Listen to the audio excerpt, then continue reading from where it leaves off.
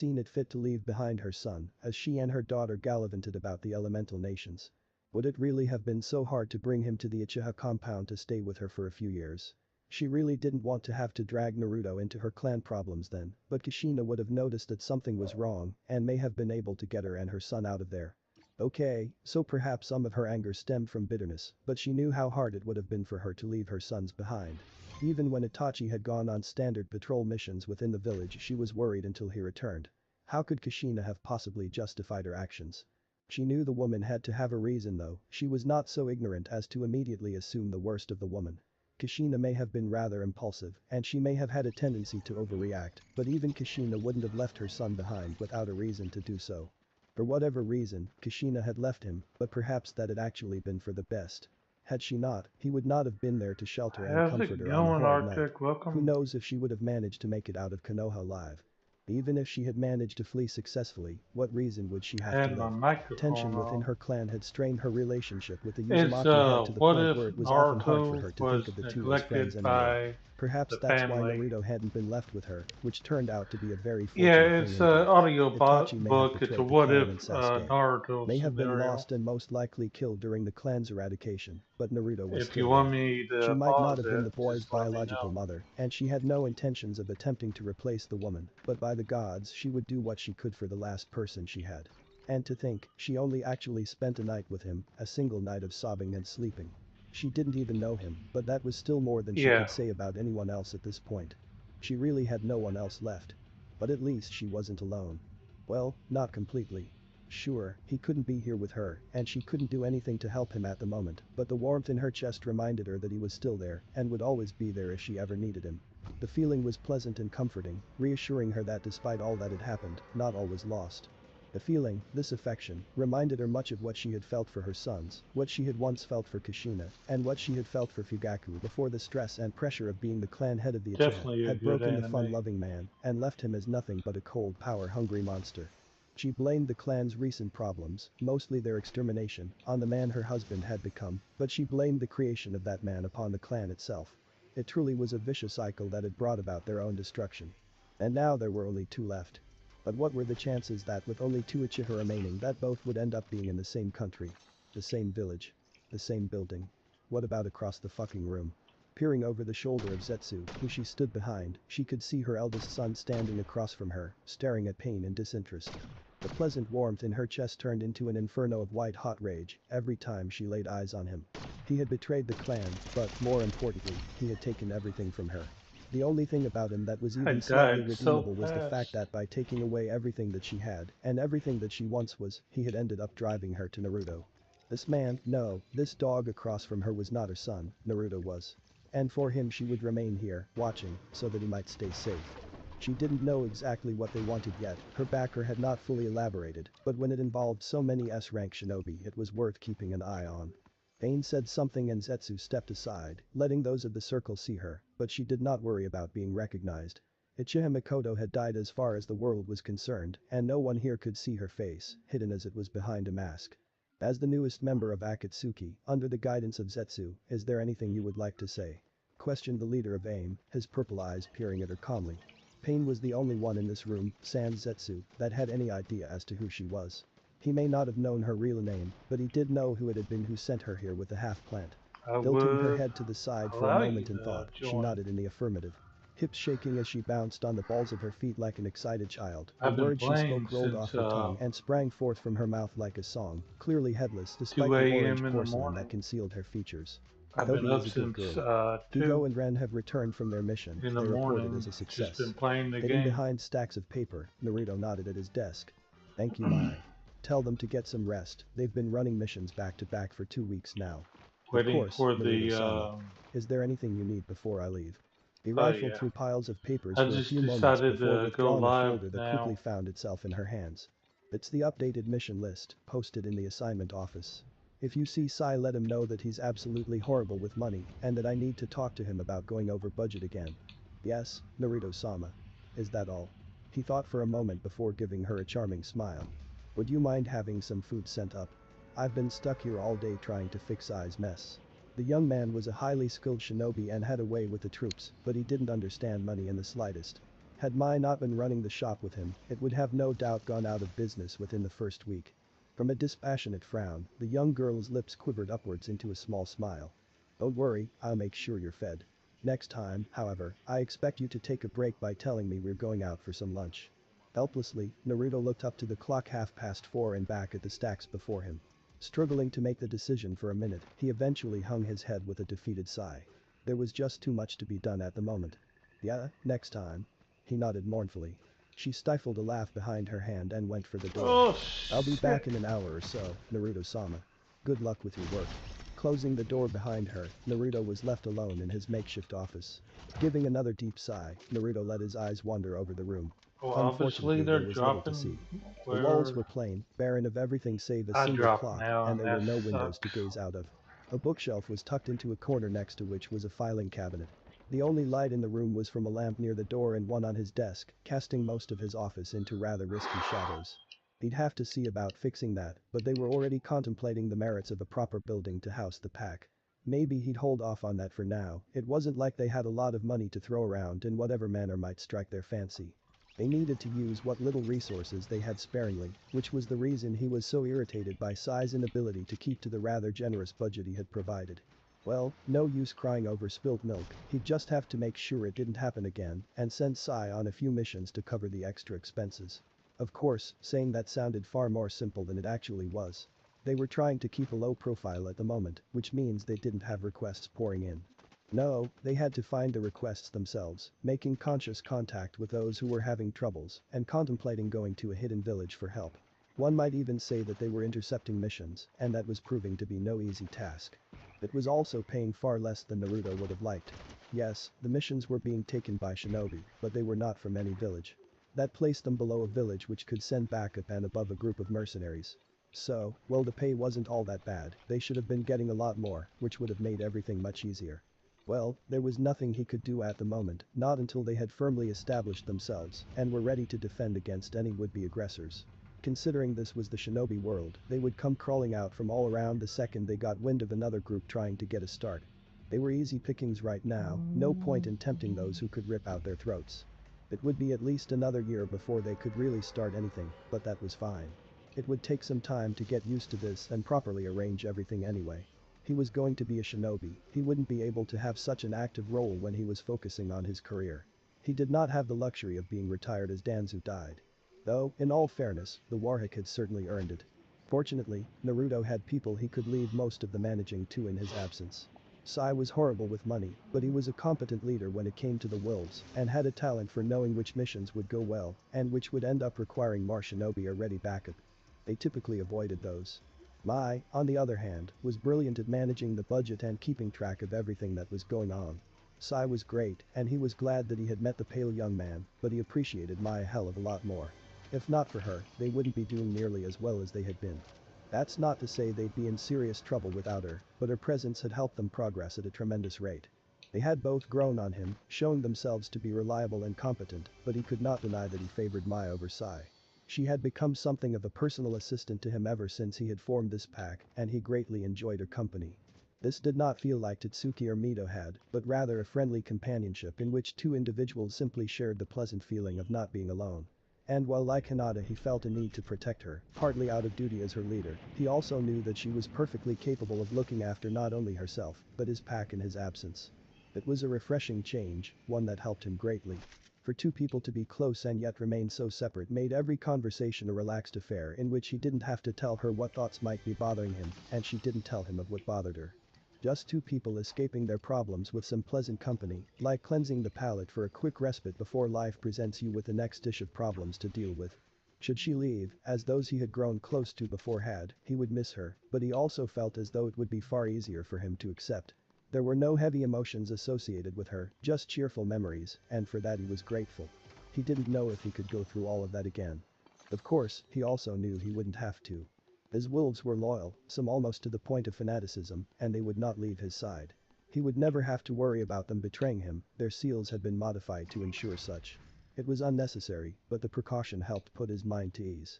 No, his wolves were the only people he could rely on, a strong foundation that would give him stable footing in this chaotic whirlwind of life. And just as they took care of him, he would look after them. It was almost like having a family again. The drink was poured quickly and downed even more swiftly. Placing the empty glass down, Hiruzen contemplated another drink. He'd had 4 this afternoon and was well aware that a drink or 2 more would mean he couldn't do any more work, and he really didn't want to deal with the last of today's paperwork when he'd no doubt have a mountain of newspapers waiting for him in the morning. At the same time, after 2 drinks he really shouldn't have been doing anything concerning the running of Konohagakure no Sado. Not that he'd been doing much of his work anyway, too lost in thought. He hadn't actually touched any of his work since after his lunch break, instead he had chosen to stare out at the village he loved so dearly. It offered no answers to his problems. Problems which primarily concerned the only Reed currently in the village. Sure, most of them were technically with the Yamanaka clan and their mysterious assailants, who identified themselves with the image of the wolf, but he was no fool. Has he made mistakes before? Lapses of judgment at crucial times? Absolutely, who hadn't? But he was old, not blind. Even he could see that the Yamanaka were perfectly fine, even after Naruto had delivered the cold corpse of Inoichi's sister to the man. It had not been until Naruto had renounced his Uzumaki name and declared the Yamanaka heiress his enemy that these wolves had started wreaking havoc upon the clan of Mindwalkers. Could it be a coincidence? Yes, it could be. Coincidence, poor timing, great timing, it could be all manner of things.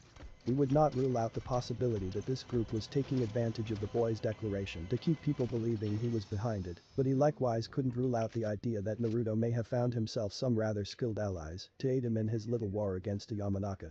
He knew how foolish it was to underestimate Naruto's capabilities. Something along the lines of starting his own private army was not something Hiruzen needed to be convinced the boy could do. He was well aware that the boy had remarkable potential, and something so basic was well within his capabilities. He had learned the dark truth of one of Konoha's biggest secrets within a few hours of its happening, for fuck's sake. Underestimating him, civilian or not, was not to be done. Then there was the matter of his Anbu, all of which seemed rather fond of the boy. Some might even say too fond, considering they had allowed him entrance and free reign within the Uchiha district, despite Hiruzen's direct order that no one was to enter. Gods above, they had defied his orders in a time of crisis because they approved of the young man's rather shinobi mentality. That wasn't the end of it either. Ever since Naruto had become the sworn enemy of the Yamanaka, the clan had been receiving hostility from the Anbu. You did not want to be the subject of ire when it came to Konohagakure no Sado's Ansatsu Senjutsu Takushu Butai. Luckily, things had remained rather mild. Well, mild in the sense that no one had been grievously injured. There had been a few suspicious accidents during training, but there was no way for Hiruzen to know if some of them had been legitimate accidents or if Anbu agents were lashing out. There were other ways they were lashing out, though, such as surprise re-evaluations that more often than not ended careers and removed Yamanaka clan members from the Anbu forces.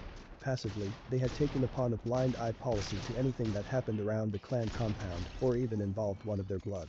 In most cases they favored any non-Yamanaka involved, which usually resulted in a lot of Yamanaka receiving disciplinary action or even being forced to retire early. The Mindwalkers were not pleased, but there was little Hiruzen could do about it. Usually situations such as these would have been taken care of by the Mindwalkers themselves, and therein laid the problem. Not only would the Mindwalker performing the interrogation be suspect of answering in favor of the clan, but even if they got one who was honest, they wouldn't know if the one being interrogated was hiding things. And because of that, he had to take the word of the Anbu agents, all of them would. It had not gone unnoticed, either. The civilian populace was well aware of the tension and seemed to side with the Anbu for the most part, straining the Yamanaka clan's ties to the village in a manner eerily reminiscent of the events leading up to the Uchiha massacre. Hiruzen would have to see if Itachi's Black Ops team was behind this. He wouldn't be surprised if they were directing it in such a way. And again, it could be Naruto himself behind the similarities. Hiruzen shuddered at the thought. He knew Naruto was extremely capable, but the idea that he might be directing and maneuvering Hiruzen's forces in such a way that recreated the events of one of Konoha's great tragedies and risked letting the secret out was not a pleasant one. In fact, it was downright fucking terrifying. That was just his Anbu, too. It said absolutely about what the wolves had been doing. It started rather harmlessly with members going missing for a few days before showing up again, completely unharmed. It had done little to disrupt their lives, but it had left all clan members rather paranoid and wondering if the next person to be taken would return injured, if they returned at all. It was rather fortunate that Inoichi had explained everything to him, otherwise he may have become worried about such an outcome. But just because Naruto had given his word that things would be kept non-lethal, didn't mean he couldn't cause some major damage. The clan treasury, for example, had been completely emptied. No one was sure how the wolves had managed it, but they not only managed to take everything without being seen, but rotting boar carcasses had been dumped into the cleared vault, and painted in red was a snarling wolf on the outside of the treasury door. Had it not been for that picture and the rather copious amounts of blood the wolves had poured over the boars seeping through under the door, the Yamanaka would likely have never known. As it was, the village as a whole still didn't. In fact, most of the things the wolves did to the Yamanaka clan went unknown. The Mindwalkers were not about to admit what was happening to them and show weakness. Shinobi found it difficult to resist vulnerability. Ally or not, they would take advantage of you for as long as they possibly could. And, were anyone to learn that the Yamanaka clan was currently fighting and losing against a civilian child of Kushina or not, their reputation would be crushed. They were having trouble enough getting missions as it was, and now had no treasury to fall back on. Were they to lose the few missions they managed to obtain, they would have absolutely no income, and the clan would become destitute. It was already well on its way, and the fact that it was being run by a 10-year-old girl wasn't helping. Inoichi had mentioned it being part of his deal with Naruto, who may or may not have been in league with the wolves, that she would lead the clan, so that all his quarrel could be with her through the Yamanaka. There was something else about being a life lesson, but Hiruzen had been too occupied at the time by the fact that a 10-year-old was in charge of one of Konoha's prominent clans to pay much attention after that. But aside from those events and the occasional sabotaged utility, there was only one last event worth note, known as the Renji rape. Rather ingeniously, the wolves abducted several women, knocked them out, stripped them nude, and left them chained up within the basement of one Yamanaka Renji. They were found 3 days later after an anonymous tip was given to the Anbu. Naturally, the women had no recollection of him doing anything to them or even of meeting him, but that was the beauty of it. Because the Yamanaka were so well known for the mind arts, it was easy for people to believe that their memories had just been altered. Because it was a Yamanaka in question, they couldn't have anything checked, or, rather, could not believe anything any of the Mindwalkers claimed. This event had not managed to stay within the clan, not when the women were Konoha civilians, and the Yamanaka no longer had the funds to buy their silence on the matter. The only reason Hiruzen knew what had happened was because Yamanaka Ino, the clan heiress, had found a box in her room containing the undergarments of the women, along with a rather detailed painting of a pack of wolves beneath a moon, each one glaring at the observer with wrathful red eyes. Of course, that also helped put Hiruzen's mind at ease. While there was no definite proof, Renji had not raped the women, and the wolves seemed to have no interest in such acts, more concerned with ruining what remained of the Yamanaka clan. And while Ino, Inoichi, and Hiruzen himself knew the truth, no one else would believe them. Even the Yamanaka clan believed Renji had done it and blamed him for the great loss of reputation that had befallen them. The Nara and Akimichi, who had thus far been aiding the Yamanaka as discreetly as possible as to avoid becoming targets, had promptly withdrawn support after that incident. There was no way they could let themselves be associated with such a thing. And so the Yamanaka were left with nothing and no one. There was only one direction for them to go now, and that direction was, unfortunately, downwards. There was no way for things to improve at the moment, which meant things would just get worse, until they could no longer call themselves a shinobi clan. He had to wonder if that had been the plan all along or just a pleasant bonus for the wolves. If Naruto truly was involved, he suspected it had indeed been planned. And to think, this all may have been avoided if Hiruzen hadn't been so hasty when it came to retrieving the information he believed Naruto was in possession of. He had been in possession of some rather dangerous secrets, but it was not what they were looking for, and Inoichi couldn't even properly make out the true extent of Naruto's classified knowledge. It was for that reason that he blamed himself for this entire mess. They gained nothing from his actions and succeeded only in pushing Naruto away. He had been fostering a pretty good relationship with the boy before the event, and now all of it was lost. No, not lost, just relocated. To Danzo. The Sandaime Hokage still couldn't believe he had managed to drive the boy to Danzo of all people. There were various outcomes that played through his mind resulting from this development, most of them bad, but there were some possibilities that would be good for the boy. He'd have to simply sit back and let Naruto make his own decisions. Any attempt at interfering in the boy's life at this point could produce absolutely horrid results. And it was because of that, and partly out of guilt, that he had not attempted to end the war between the young man and the Yamanaka clan. It was mostly his fault that things came to this, that Naruto was pushed into this situation. Who was he to try to step in when Naruto was handling it so well? The Yamanaka would be a rather substantial loss, and one very soon after the loss of the Uchiha, but it, like the Uchiha massacre, was necessary. He would surrender the clan like a sacrificial lamb, in hopes that the wolf might eat it and move on, its hunger sated. He just prayed that Naruto moved on to someone else's pastures, and didn't turn his hungry gaze to the flocks of Konoha. Most of them wouldn't stand a chance. Danzo was waiting in the usual spot. Slipping into the seat across from him, Naruto was glad for this break from his work. It had been a year now and things were coming together nicely. It wouldn't be too long now before he could truly allow his pack into the world with confidence. Unfortunately, the last of the work was a lot more strenuous than the work he had done getting everything set up. It was to be expected, though. He was organizing everything so that it would not require his attention often. The plan was to let Mai manage everything as Sai led the pack itself. The two were used to working with each other and had become used to working with him. They'd do well leading the pack while he was occupied with starting his shinobi career. It's been a while, Naruto. Been busy. I have. He answered with a nod. Is retirement still treating you well? You should know that I'm not really that retired. Naruto pretended to be confused, despite knowing the old man across from him was an expert at reading people. Oh, do you mean because you serve as an advisor on the Honorable Council? Yes, I suppose that would be a lot of work and take away from the feeling of retirement. That's not what I was referring to. Isn't it? Whatever could it be that you speak of? I know you've been in contact with them, their sudden change in movement told me something had happened. It was not hard to figure out it had to do with you. I don't know how you managed to convince them, but I do find myself rather impressed. I'm afraid I cannot take credit for something I don't know of. Do not think you can fool me, Naruto. You know very well what it is I speak of. After all, you have spent the past year turning them from a loose collection of soldiers into a professional organization. You may have used already prepared shinobi, but it's still remarkable that someone as young as you managed such a feat. Not everyone has what it takes. Still a bit lost here. Who? Danzo's lips turned down into a deep frown. With the slightest of movements, two figures dashed from behind the trees towards the former Uzumaki. Unlike the wolves he had expected to meet as men in defense of their leader, two black chains intercepted them. Naruto wasted no time in executing them, and within seconds his chains had wrapped around the men's necks and snapped them with violent jerks. Danzo's frown increased in size. He had thought that the wolves would have defended their leader instantly. Perhaps they knew how capable their lord was and deemed it unnecessary to guard him. It was a rather bold move, but it also ensured that they would not be caught, and that anyone who met with him would immediately feel like they had the upper hand. The false security they felt would likely become the undoing of many men in the future. It was not wise to underestimate Naruto. Much to Danzo's pleasant surprise, he felt a blade to his neck. Seeing as Naruto was still seated before him and, to the best of his knowledge, did not know any solid clone techniques, Danzo let his gaze move to the side. The snarling face of a wolf was next to his own, the person behind it paying very little attention to his captive as they gazed towards their leader. Moving his eyes back to Naruto, he lifted a single brow. So you still don't know what I'm talking about? Absolutely not, that's just a pet. Surely you know a wolf when you see one. Danzo has a snort. Yes, of course. Now, call of your mutt before I teach it the hierarchy. The wolf-faced shinobi growled in response but released his captive at Naruto's nod.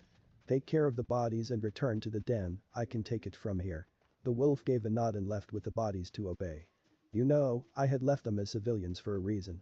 I'm well aware, but I also know you did that because you didn't have any use for them. I, on the other hand, did. Either way, their training gets put to good use, no.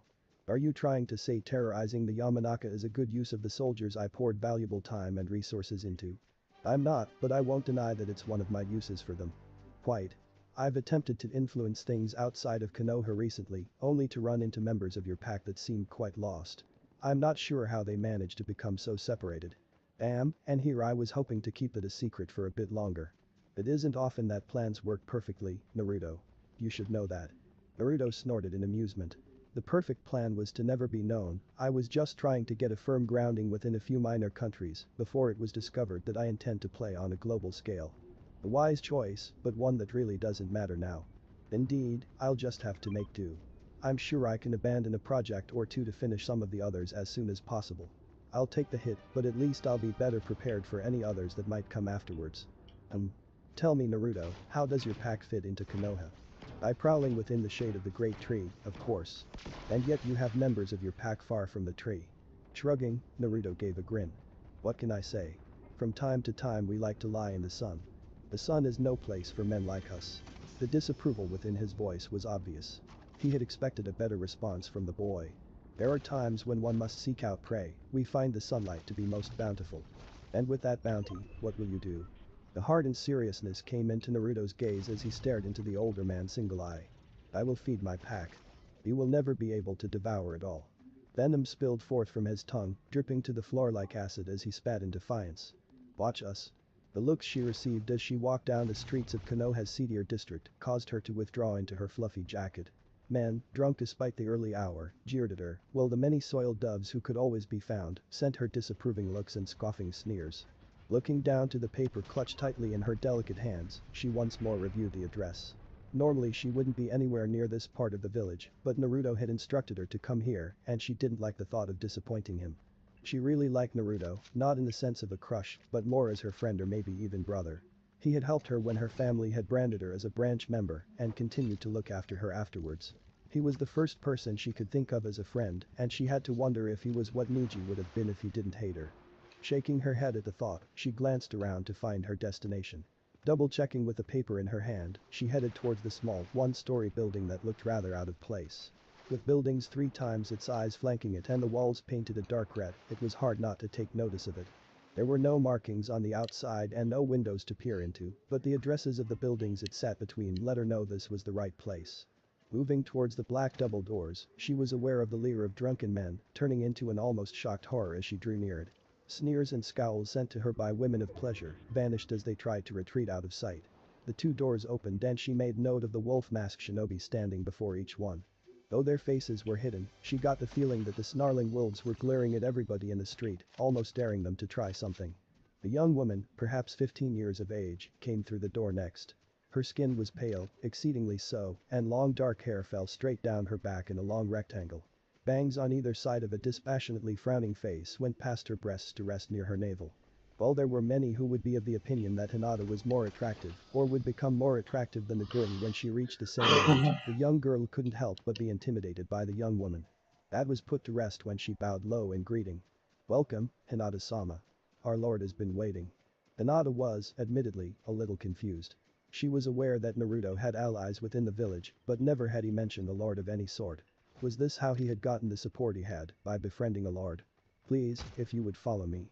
Hinata only hesitated for a second before following after the woman.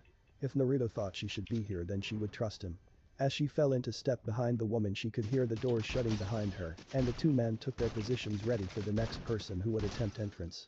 Swallowing down her fear, she continued behind the young woman and was surprised when walking through a second door brought them to a room that contained only a large staircase. There were torches in each corner of the room and under those the face of a wolf. It took her a moment to realize that there were people below the masks, their bodies hidden in the blackness that dim torches could not penetrate. Something warm and soft entwined with her fingers, and the woman sent her a small smile. "Can't you get lost now, can we?" And with that Hinata was led down the stairs and into the darkness. She didn't know how long they walked or how many turns they had ended up taking, and Hinata understood why the woman had deemed it necessary to hold her hand.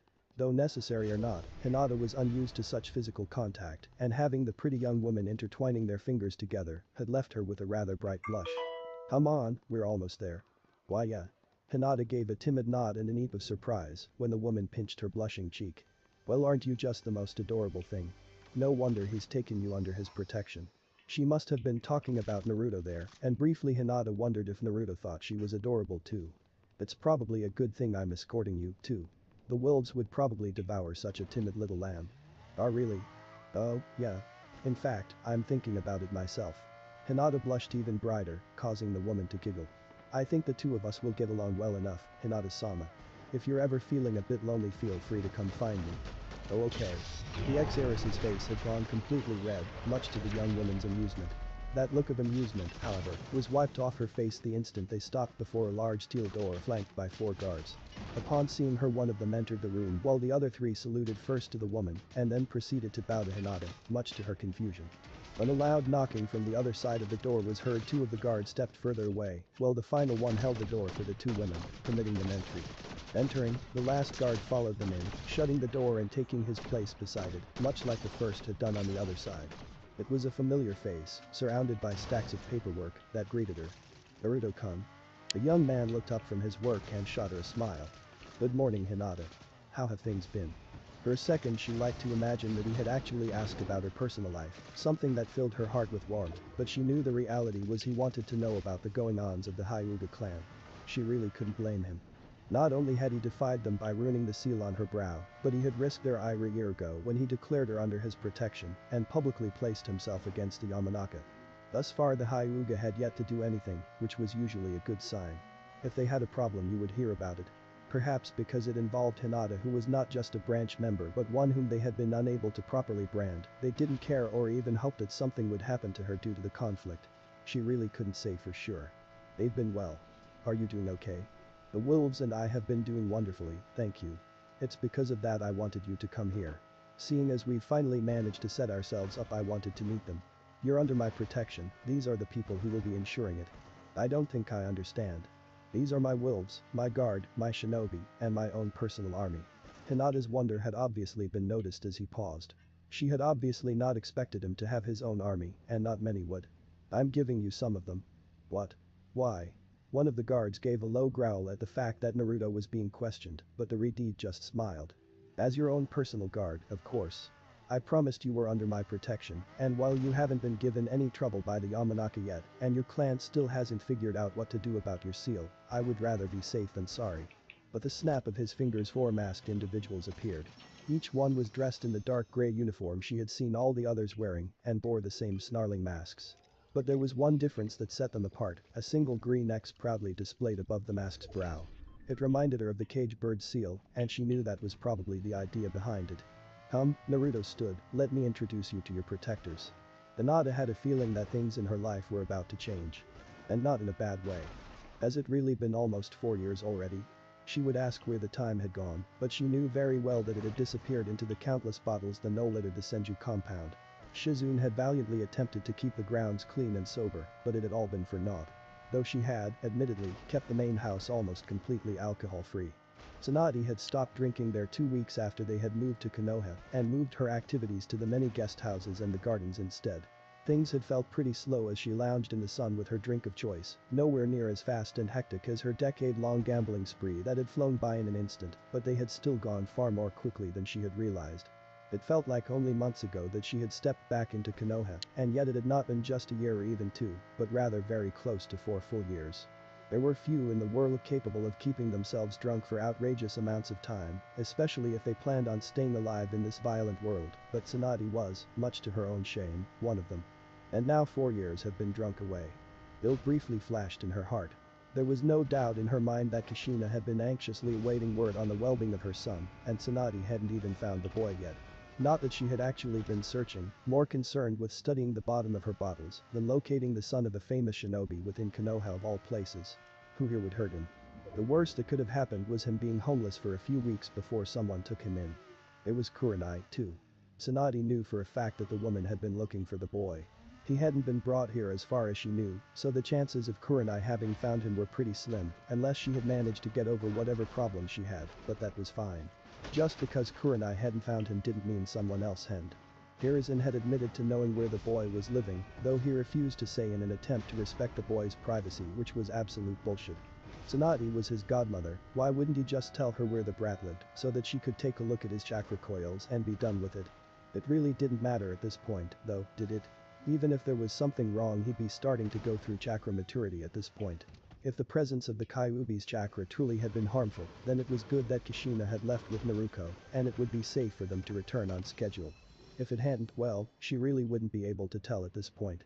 Nothing seemed to come up concerning him and his health either, as Hiruzen hadn't sent for her. If there had been a problem, then she knew he'd want her, the world's greatest medic, to take care of it. So, for all she really knew, he was perfectly okay. Now the only problem was finding some way to explain the fact that she had sent not one single letter to the worrying mother. I must have gotten lost could only work so many times, and she really couldn't use it to explain 4 years without updates on Naruto's health. If she told the woman that Naruto's network was fine and exposure to the Kyuubi's chakra would cause no damage, then Kushina would be furious that she had not been notified earlier, so that she could return. On the other hand, she had no real way to tell her that she had been right and had made the correct decision in separating herself from him, and yet she had not told her that. It would have no doubt helped Kushina a lot to know that she had done the right thing, and yet she had heard no word either way. There really was no winning for Tsunade at this point. No matter what she said, the fact remained that she had kept the worried mother in the dark for all these years. Hell hath no fury like a woman scorned. But she wasn't just a woman, no, Kushina was a mother, and Uzumaki mother, and one that she, Tsunade, had kept from her child. Maybe it was time for her to return to gambling her way across the elemental nations. It could buy her a few months at the very least, long enough to drop Shizune somewhere she'd be safe and find herself a nice little town to be buried in. Kushina would be out for blood. And again, would the woman leave her son again so soon after returning? She doubted it, and chances of him leaving when he was about to graduate from the academy were slim, so he couldn't join his mother in her hunt. She might survive a bit longer then, maybe even escape the Uzumaki woman's rage completely. She scoffed at her own thought. There was no escaping Uzumaki's wrath, it just didn't happen. And unfortunately, this was not a problem her beloved Sate could fix. Well, not that she had any left. The stores of the Senju clan were vast, but she had managed to completely empty them of everything alcoholic by herself in a mere 4 years. Had she not been the greatest medic in the world, her liver would have failed 10 times over. "Oh, master, was there something you needed?" Tsunade hadn't even heard Shizune enter the house. How long had she been home? "No, just thinking." Shizune sent her master a curious look, but otherwise left it at that.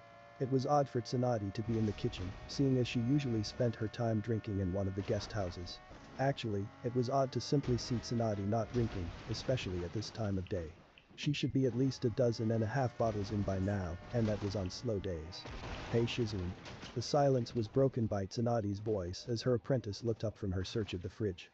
"Yes, Tsunade-sama. Have you heard anything about Naruto recently?" Unseen to her, Shizune frowned. "You know, if you told me why you're looking for him, I would know what things to listen for. You still haven't even told me why we came back to Konoha." Tsunade paused for a moment, contemplating it, before giving a sigh. "We moved here for him," she admitted. Her apprentice sent her an incredulous look. "We moved here for him? What on earth does that mean?" I know his mother, she asked me to come keep an eye on his health while she was away." "An eye on his health?" "She asked you, the greatest medic to ever live, to look after his health just because she knew you? Surely any trained medic would have worked. There aren't a lot of combat medics, but Konoha has plenty of training to work in the hospital." Shizune knew there was more to the story, and Tsunade, realizing this, gave another resigned sigh. "I'm the boy's godmother." Slowly, Shizune closed the fridge and went to the table her master sat at. "He doesn't know, does he?" Her voice was soft but carried a noticeable edge. "Not unless Kushina told him. And you decided not to go looking for him? All he knows about you is that you're one of the Sannin. You don't mean to tell me you expected him to come to you, do you? Is he even aware that his mother is concerned for his health for whatever reason? Does he have a reason to seek you out?" "I've looked and one of his mother's students is keeping an eye out. She was going to send him to live here at the compound if she managed to find him. Neither of us have been able to locate him yet, despite our best efforts." Tsunade looked up in confusion when Shizune scoffed at her. "That's a load of bullshit and you know it. I saw him just last month at Ichiraku Ramen, and the month before that at a shinobi store buying kunai. He's not that hard to find unless he's trying to hide from you." "Wait, you saw him and didn't tell me?" Shizune scoffed at her again. "Tell you what, that I ran into Naruto again, had a friendly chat, and continued on with my day. Why didn't you bring him here? You know I've been looking for him." "No, I know you've been waiting for him to show up while you spend your days getting drunk off your ass. What did you expect me to tell him? Come back to the Senju compound and meet Tsunade. I don't know why, but she's been looking for you isn't something you'd tell someone." "That would have worked perfectly well. He doesn't need to know why I'm looking for him. I'm Senju Tsunade for fuck's sake. Just a chance to see my breasts should have had him coming back with you." "You really don't think highly of him, do you, Tsunade-sama?" "What on earth are you talking about?" "I told him you were looking for him. When I couldn't tell him why, he scoffed at me. A legendary kunoichi wanting to meet you for reasons unknown is beyond suspicious, and only a fool would accept it at face value. He's 11. He should have been jumping for a chance to meet me. He was 8 when I met him, and that was when he was just a little thief and not at war with the Yamanaka." "He's what?" Shizune lifted a single eyebrow. "Have you left the compound within the past 2 years, Tsunade-sama?"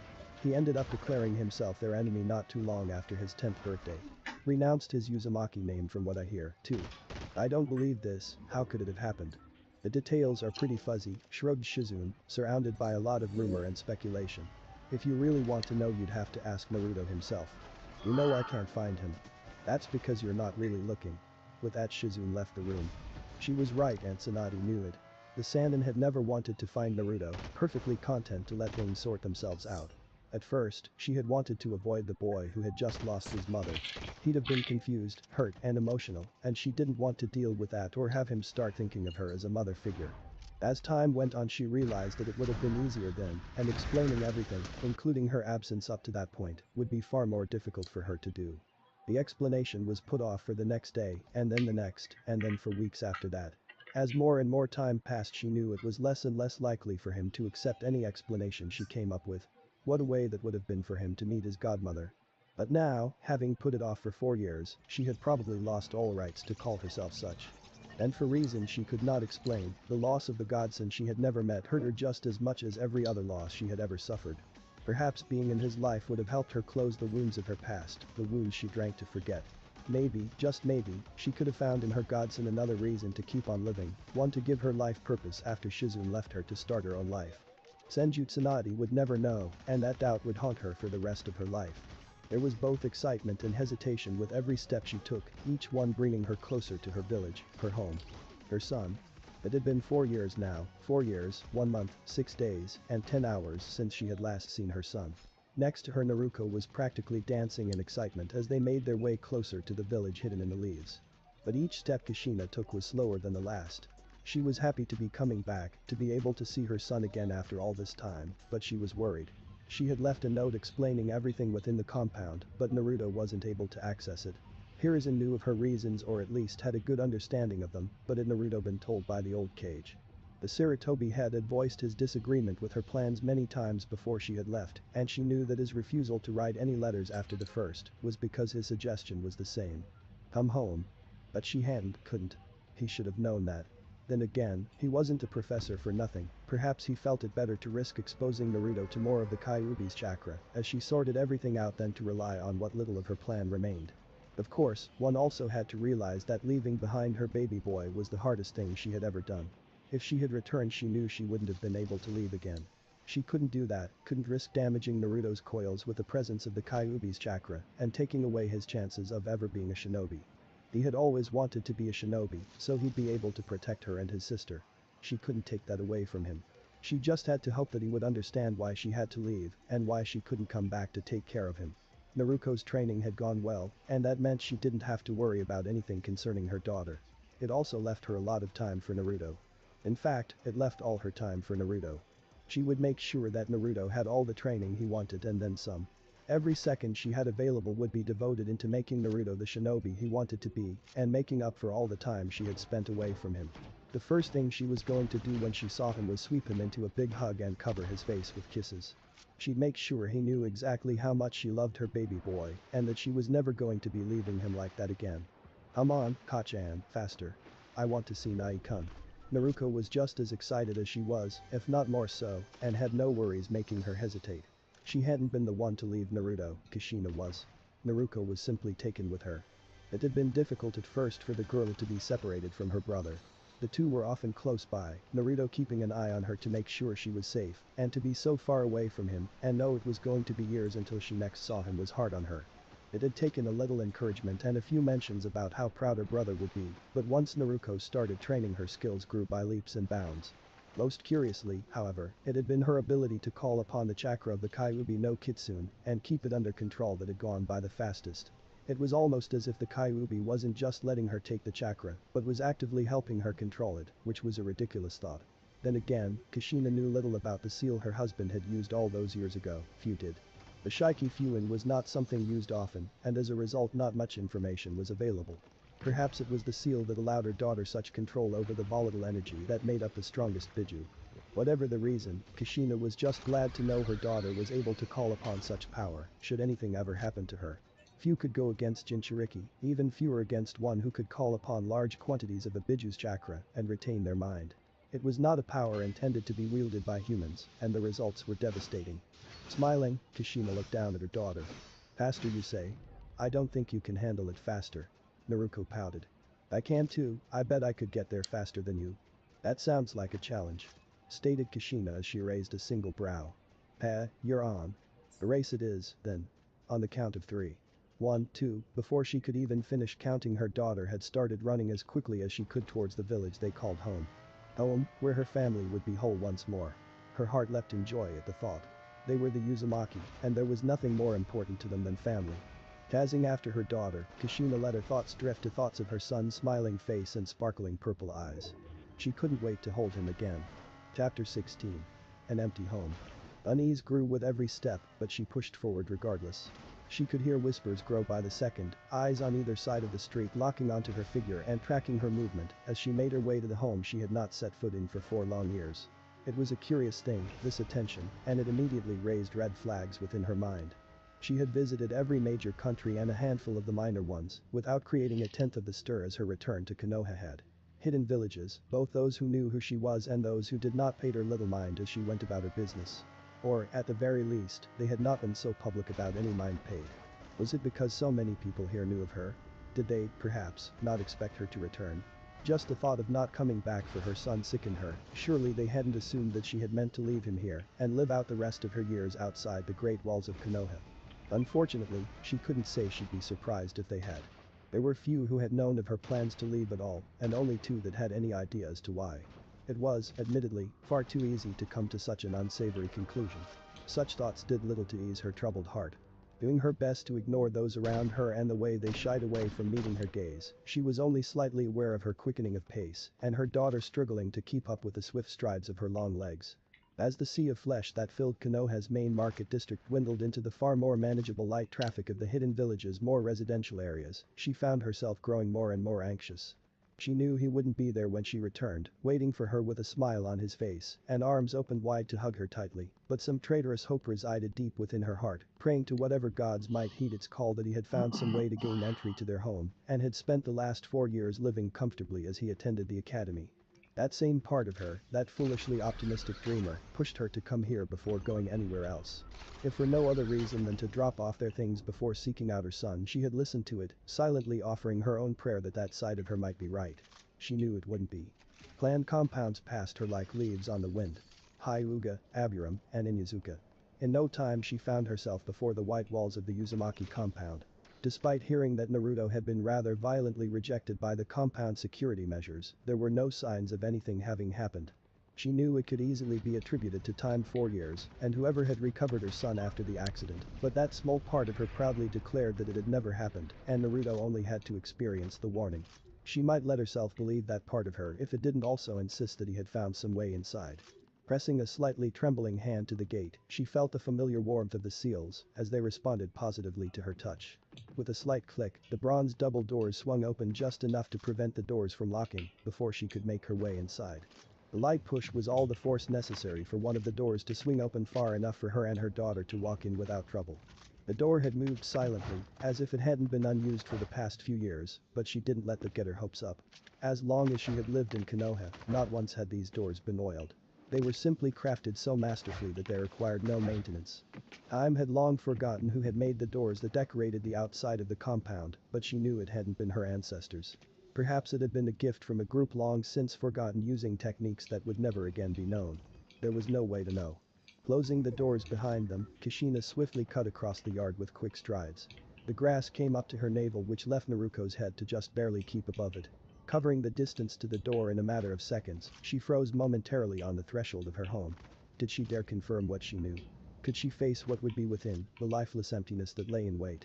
She took a deep breath and a quick look at her impatient daughter before turning the doorknob. But even though she had opened the plain brown door, her body would not move any further. It was only after an ungentle shove from Naruto and a graceless stumbling step that she actually found herself within the house she had always thought of as home.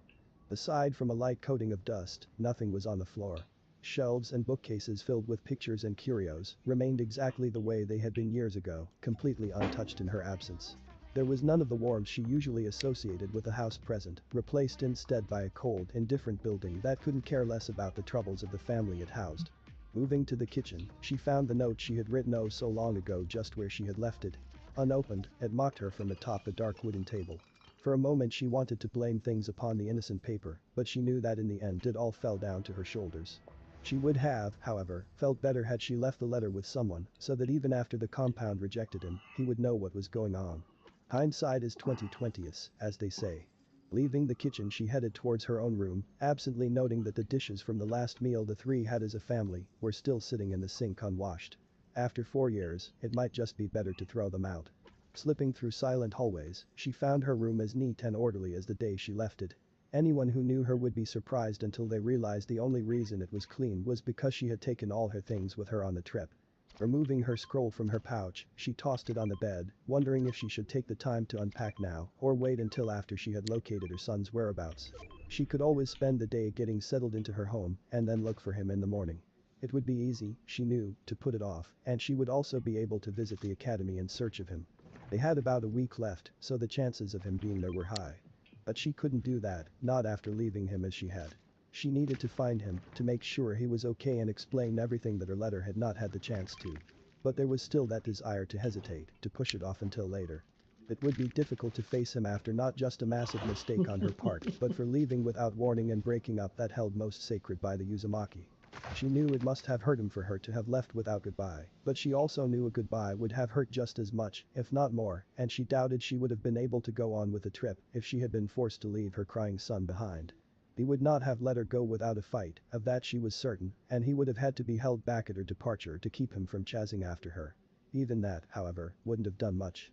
He would have chased after her the first chance he got, even if it was months later, and he would never have found her. It was that Be fear that so he might have happy tired if you following were in her my and all the live horrid right fates that may now, have just sit befallen there him in such a staring at your quest that had face. given her the strength to disappear. He would have been tempted to try even if he didn't see her leave, but she knew her son well enough to know that he was unlikely to go through with it. Seeing someone go, knowing they were departing, made the trip seem easy. Finding out they had disappeared without a trace would have made him hesitate, would have made him think, and with his judgment not so clouded by emotion, he would have been able to see the foolishness of chasing after them. It should have bought her long enough for him to read her letter before his Uzumaki rashness kicked in and overrode his common sense. The letter, in turn, should have sent him to Kurenai, which would have ensured he did not run off, and that he knew there were people to help him while his mother was gone. Her plan had worked, but only in half the sense it should have. He had indeed stayed within Konoha, from what she knew, but he had not read her letter or gone to Kurenai. Or, rather, she had heard nothing from her former student about Naruto staying with her. Though, that was to say very little, as there had been almost no communication between the two women over the past 4 years. She did, however, receive notice that Naruto had recovered after the compound rejected him and was seen off and around Konoha. Kurenai had never said more than that. No news could have been a good thing, meaning nothing had gone wrong, but it could also be news bad enough for her not to be the bearer of. She would find out soon enough. Deciding to unpack later, she ventured forth to her daughter's room, only to let out a soft giggle of amusement at the mess she found. Not bothering to unpack in an orderly fashion, Naruko had simply activated every seal at once and allowed her things to spew forth. Kushina watched as Naruko half-heartedly sorted things, which was, for the most part, just her chucking things into her open closet. "Naruko, dear, leave it be for now. Let's go find your brother first." At the mention of her brother, Naruko was immediately standing upright and making her way over, ready to go. "Alright. Let's go see Naruto Nai." She deleted almost as soon as she had said that. Kasan, where do we find Naruto Nai?" That was a good question, a very good question. Did they visit Kurenai to find out what she knew? Perhaps he was staying with Tsunade and her apprentice at the Senju compound, living life like a prince. Kakashi could have taken him in, or maybe even Tucci. She may have wondered about Mikoto, but word of the Uchiha massacre had traveled fast. There were rumors of survivors, but she didn't put much stock into them. As the wife of the clan head and mother of the traitorous Itachi who had gone mad and slaughtered his family, her best friend was most certainly deceased. Hiruzen knew about most of the happenings in Konoha, so visiting him couldn't be a bad idea, but he was rather busy, and at the same time a visit to the academy could let her know where her son was staying and how he had been doing at school while she was gone. So what was the best way to proceed, what was the best option? "I don't know, my little sunflower, but we'll find him, I promise." And most importantly, where was her son? The creak of the wood was barely audible as it swung open to admit them. Much like the compound, nothing had changed in this office since the last time they had entered it. Unlike the compound, it remained warm and inviting, as if someone actually spent a good deal of their life within the walls. Considering the amount of time he spent working through mountains of political bullshit, it was completely understandable. Hiruzen. His head, having not bothered to look away from his never-ending workload, snapped quickly upwards to confirm the identity of the speaker. "Ah, Kushina. Finally decided to return to us, have you?" Despite the small smile he gave that may have fooled Naruko, Kushina was painfully aware of the accusation in his tone and knew that by us, he had really meant Naruto. Though he had the general idea as to why she needed to leave, he had never approved of it. There were plenty of days in which she wished she had heeded his advice. It was unfortunate that the past was so averse to change, else she may have had a chance to undo her mistakes. "Yep," answered Naruko on behalf of her mother, beaming brightly at the aged Cage. "We just got back, Gigi." Hiruzen's flinch when she affectionately called him old man was not missed by Kushina. He had always been like family to the Uzumaki household, which made his reaction quite odd. How many times had she herself called him Gigi? How many times before this had Naruko? Never before could she remember him flinching as if struck. She was willing to bet quite a lot that it had something to do with her son. That's wonderful, Naruko-chan. Did you train hard while you were away? The young girl nodded enthusiastically, practically bouncing in place. I trained really hard, Gigi. Now I'm super strong. Naruko proclaimed. Soon I'm going to take that hat from you. Giving a deep laugh, he shot her an amused smile. You go right ahead, Naruko-chan, returning to retirement sounds lovely. Turning back to Kushina he continued. Now, was there something I could help you with or are you just here to visit an old man? Kushina only hesitated a moment as the words caught in her throat. Even in her head they sounded bad, but to actually say them, to hear those words leave her lips. Still, she had to know, and there were few answers that came without asking. We were hoping to learn the whereabouts of my son. She cringed as her voice reached her ears. Her plans would have placed him at home, but those fell apart almost instantly. Who was it then, who had looked after her son in her absence? If not her, who had it been to be there for her son when he needed someone? Kurenai would never have turned down Naruto, but her daughter's words near the beginning of the trip had her wondering if her former student and son really got along as well as she had always thought they did. Kurenai may not have turned him down, but had Naruto even gone to her? Of course, you wouldn't know his current living arrangements, would you? Kushina flinched at the barb as Hiruzen shuffled through his desk looking for a scrap of blank paper. Pulling one out, he was quick to start scribbling down an address. Pausing, he looked into one of the corners. What was his apartment number? 116. 108, I believe. Answered a disembodied voice, no doubt a hidden Anbu guard. Hiruzen gave a nod. Yes, that does sound right. Thank you, monkey. Of course, Hokage-sama. Beckoning Kushina closer, he handed her the address. He's been living here for, I want to say 3, maybe 3.5 years now. If he's not there, Hiruzen gave a weak shrug. Then I really don't know where you might find him. Kakashi might know, though. As I understand it, he's been checking up on the boy pretty regularly. She was rather relieved to receive confirmation that someone had indeed been looking out for her little boy. She'd have to pay a visit to Kakashi later to thank him. Of course, she should have known that Kakashi would want to make sure Naruto was doing okay. Even if he was an Anbu captain, he would have found the time for Naruto, though whether or not her son spending time with the perverted veteran shinobi was a good thing was still undecided. Maybe she should have simply asked Kakashi to be the one to watch over Naruto officially while she was away. Originally she had been worried about impeding Kakashi's Anbu career by having him watch over her son, but perhaps things would have worked out fine. Of course, her fear of Naruto becoming a perverted mini Kakashi had nothing to do with her decision to choose Kurenai instead. Nope, nothing at all. Thank you, Hiruzen. We'll have to have you over for dinner someday soon so we can all catch up. Now, if you'll excuse us, I need to see my son. That said, she quickly left the office, almost dragging a waving Naruko behind her in her haste. When the door had been closed and Hiruzen was sure they were a safe distance away, the professor let out a long breath. Kushina would not like what she was going to learn about her son's life over these past few years, but at least he wouldn't have to be the one to tell her about it. He pitied the poor soul upon whose shoulders such a task would fall on.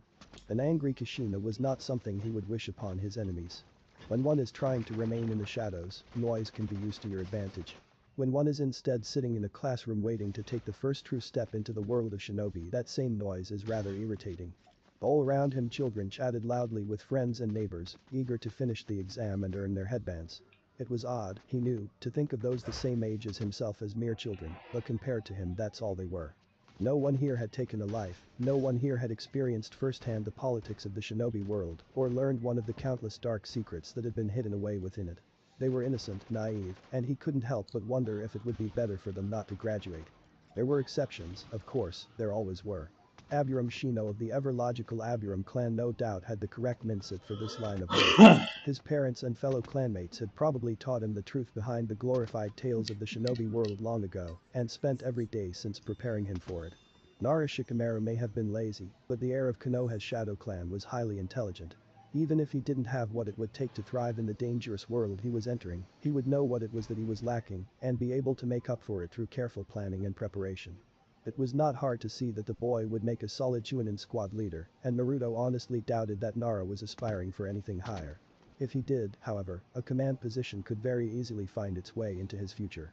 The final exception was, without the slightest of doubts, the only Uchiha within Konohagakure no Sado, and quite likely all of Hai no Kuni. That alone said quite a bit about what the boy had gone through, and it took no more than a quick look at him to see that he was ready for whatever else the dark world of shinobi might throw at him next. He had yet to figure out if Uchiha Sasuke had any closer ties to Mikoto than being in the same clan, but he wasn't likely to find out anytime soon. All information regarding the nearly extinct clan had been locked away and Sasuke was not the chatty type. Convincing him to open up and speak of the clan he no longer had was just not going to happen. He'd just have to ask the next time he saw her. Of course, while there were exceptions, there were also those who represented the epitome of ill-prepared. There were more than a few who stood out, but only one who put even them to shame, Harino Sakura. She was worse than many others, not just because she wasn't at all ready for the world she was so soon to be thrust into, but because she honestly believed that she was prepared to face the life of a Kunoichi. That alone was insulting to anyone in this field of work. She was a bookworm with nothing but theory and good exam scores to fall back on. She had no practical skills and no real knowledge that mattered outside of Konoha's walls. She was going to get killed, and that was the nicest way of putting it. As a shinobi, she would just be killed out in the field. As a Kunoichi, there was a rather unpleasant separation between her defeat and her death. It was an unfortunate truth, one that she didn't have the faintest idea of. He could only offer his condolences for anyone she was teamed up with, chances of her dragging them down with her were high. Of course, should she end up on a team with him, he'd be sure to straighten her out. He couldn't be working with such a liability now, could he? The thought of liabilities made him focus his attention on someone who he would have grouped in with Sakura without a second thought. Now, however, he didn't quite know what to think about Yamanaka Ino. One look at her could just about sum up the current state of the Yamanaka clan. Her hair, once long and well kept, was now thrown into a messy bun that did the simple job of keeping it out of the face that showed far more weariness than it did any sign of makeup. Her clothes, still purple, were crumpled as if she had pulled her outfit out from under a pile of clothes in the middle of the night, with her eyes closed. Her purple skirt had been replaced with thick purple pants, and he had a sneaking suspicion that with the financial state of the Yamanaka, she only owned 2 or 3 pairs of them. From what he had heard, she was doing a rather admirable job in holding together the crumbling clan of mindwalkers, considering she was only 12, and her father did little to aid her. It was still falling apart, yes, but not quite as quickly as it otherwise would have. From her disheveled appearance and the weariness that clung to her like the perfume she had stopped wearing so long ago, it was easy to see that she was giving it her all. Unfortunately, that wasn't nearly enough. Still, she now knew far more than her old rival Sakura did about the shinobi world, and had most likely realized how weak and useless she had previously been. It was unfortunate that a child would be forced to grow up as young as she was, but this would be good for her as a Kunoichi. Of course, he had all but washed his hands of the Yamanaka clan. As it was, the populace of Konoha was making their lives difficult enough, and a loss of reputation suffered meant their financial status wasn't faring much better. Tension would disappear in time as the Yamanaka slowly built back up their reputation and proved themselves to be the capable shinobi clan they had once been known as. It was much like a phoenix, Naruto thought, and he was the flame. They had been burnt away, purified by fire, and now all that was left was for them to rise again from the ashes more magnificent than before. Had he not been dealing with Inoichi personally, he may have doubted their ability to do so, but that man would pull them through. As he continued to let his mind wander, still looking towards Ino, the most peculiar thought struck him. She looks pretty cute and exhausted. The others were easily enough ignored. Their laughing and chatting didn't concern her, and the occasional comment about her appearance had long since failed to affect her. But there was one thing she couldn't ignore. Cold purple eyes pierced straight through her from across the room, sending fearful shivers down her spine. Turning her head slightly, she could see him out of the corner of her eye, watching almost lazily. It was nothing like the predator she thought of him as, and yet his unfocused gaze may as well have been a murderous glare as far as she was concerned. The others might not see it when they looked at him, but she did. She knew the power at his command, she had tasted the bitter fruit born of standing against him. This room was filled with children, and amongst them sat a great wolf, calmly running his eyes over them, as if they were nothing but a flock of sheep he was raising to one day devour. To him, they were probably just as threatening as sheep might be, maybe even less so. Things had not been easy for the Yamanaka, the wolves having done well in their mission to destroy their reputation and strip away everything that they were. Had it not been against her clan, she may have admired the way they worked. As it was, her family was suffering for it, or, more accurately, suffering because of her. She had brought down the wrath of the wolf, without realizing that what she saw had yet to even begin shedding the clothing of a sheep. And never in her wildest dreams had she thought the wolf might have a pack. She should have, honestly, but when he had renounced his name and declared himself an enemy to her clan, she quite incorrectly assumed it was only him. In the beginning, the rest of her clan had made the same mistake. It wasn't long until they realized just how large that mistake really was. The wolves had torn them apart without killing a single one of their members. One might have assumed that Naruto did not have what it took to just start killing them, despite having ended the life of Yamanaka Tatsuki, but they soon came to the conclusion that he was simply not merciful enough to end it for them.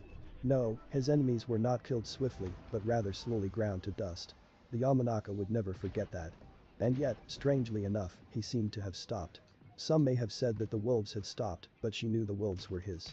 How could those predators belong to anyone other than the beast she sat within this very room? His eyes were all the proof she needed, for every time she looked into them she saw the image of a snarling wolf. Those purple pools said far more than his force's masks ever could.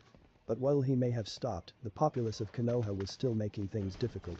Not only could they get away with most things concerning the Yamanaka because the Anbu sided with them, but many had stopped trusting the Mindwalkers after the Renji rape scandal. There were few jobs for the Yamanaka to take, few places that didn't try to hike up prices to take advantage of their misfortune, and no one willing to offer any help. Naruto had truly done a beautiful job, and they hadn't even been able to strike out against him. There was no one they knew of to go after to hurt him, no compound to attack, and as far as the general populace was concerned, the wolves were made up by the Yamanaka to blame their struggles on.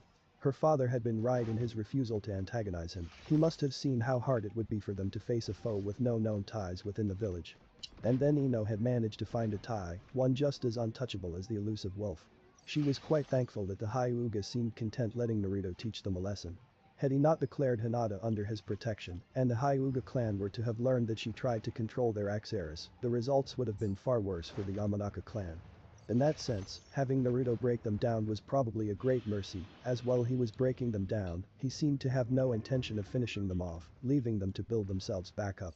If she knew anything about the future of her clan, it was that they would be siding with Naruto for the rest of the foreseeable future, once they had managed to return to their former state. As the heiress, she would personally see to it they did. Of all the lessons she had learned from this, not crossing Naruto was certainly the most valuable. The chatter of her peers continued, unaffected by her thoughts, even as the door opened once more. It was not Iruka who entered as she had been expecting, but rather a young girl dressed all in orange, her long blonde hair and twin pigtails. It took her a moment to realize that aside from the change of color, the girl was wearing the same outfit she used to. Curiously, she watched the girl observe the room until, with growing horror, bright blue eyes spotted the wolf and seemed to brighten considerably. Surely the girl could feel the sense of danger that radiated from Naruto even as he relaxed. Oh, who was she kidding? She was one of the few who seemed to realize just how much of a threat to their continued existence he was. He could tear them apart like nothing, and most of her classmates were painfully unaware. When she made her way to the great beast, Ino knew what she had to do. With quick movements despite the toll running a clan was taking on her, she grabbed hold of the ignorant girl's shoulder when she tried to pass the Yamanaka heiress. As the girl turned to her, Ino was momentarily stunned by the resemblance she had to the wolf sitting in the corner. She knew of the Uzumaki, but it couldn't be, could it? The last time she tried to stop someone from visiting Naruto had ended poorly, but if this girl really was in Uzumaki, then the last thing they needed was for her to aggravate the wolf. All the clans knew that Uzumaki Kushina and her daughter left the village 4 years ago, leaving behind Naruto. Ino knew that were she in his shoes then she wouldn't be too open to the idea of them just coming up to her like nothing had happened. Considering what happened to her clan, she was probably saving this girl's life.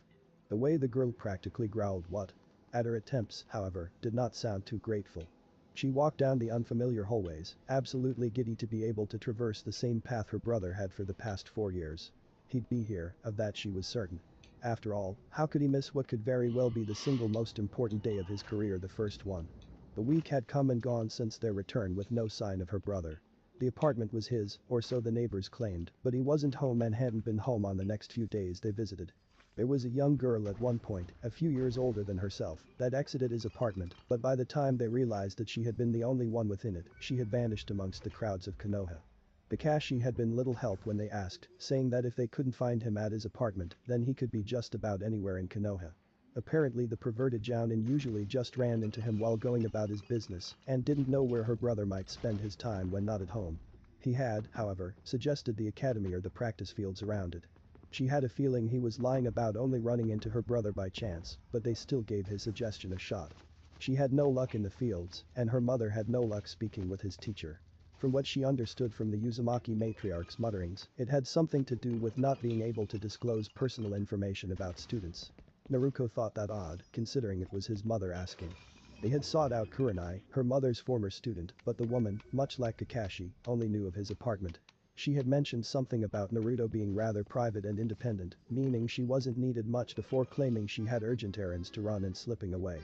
It was suspicious, but Naruto had always made the Jounin uneasy, so Naruto accepted that she could be telling the truth, but didn't like talking about it.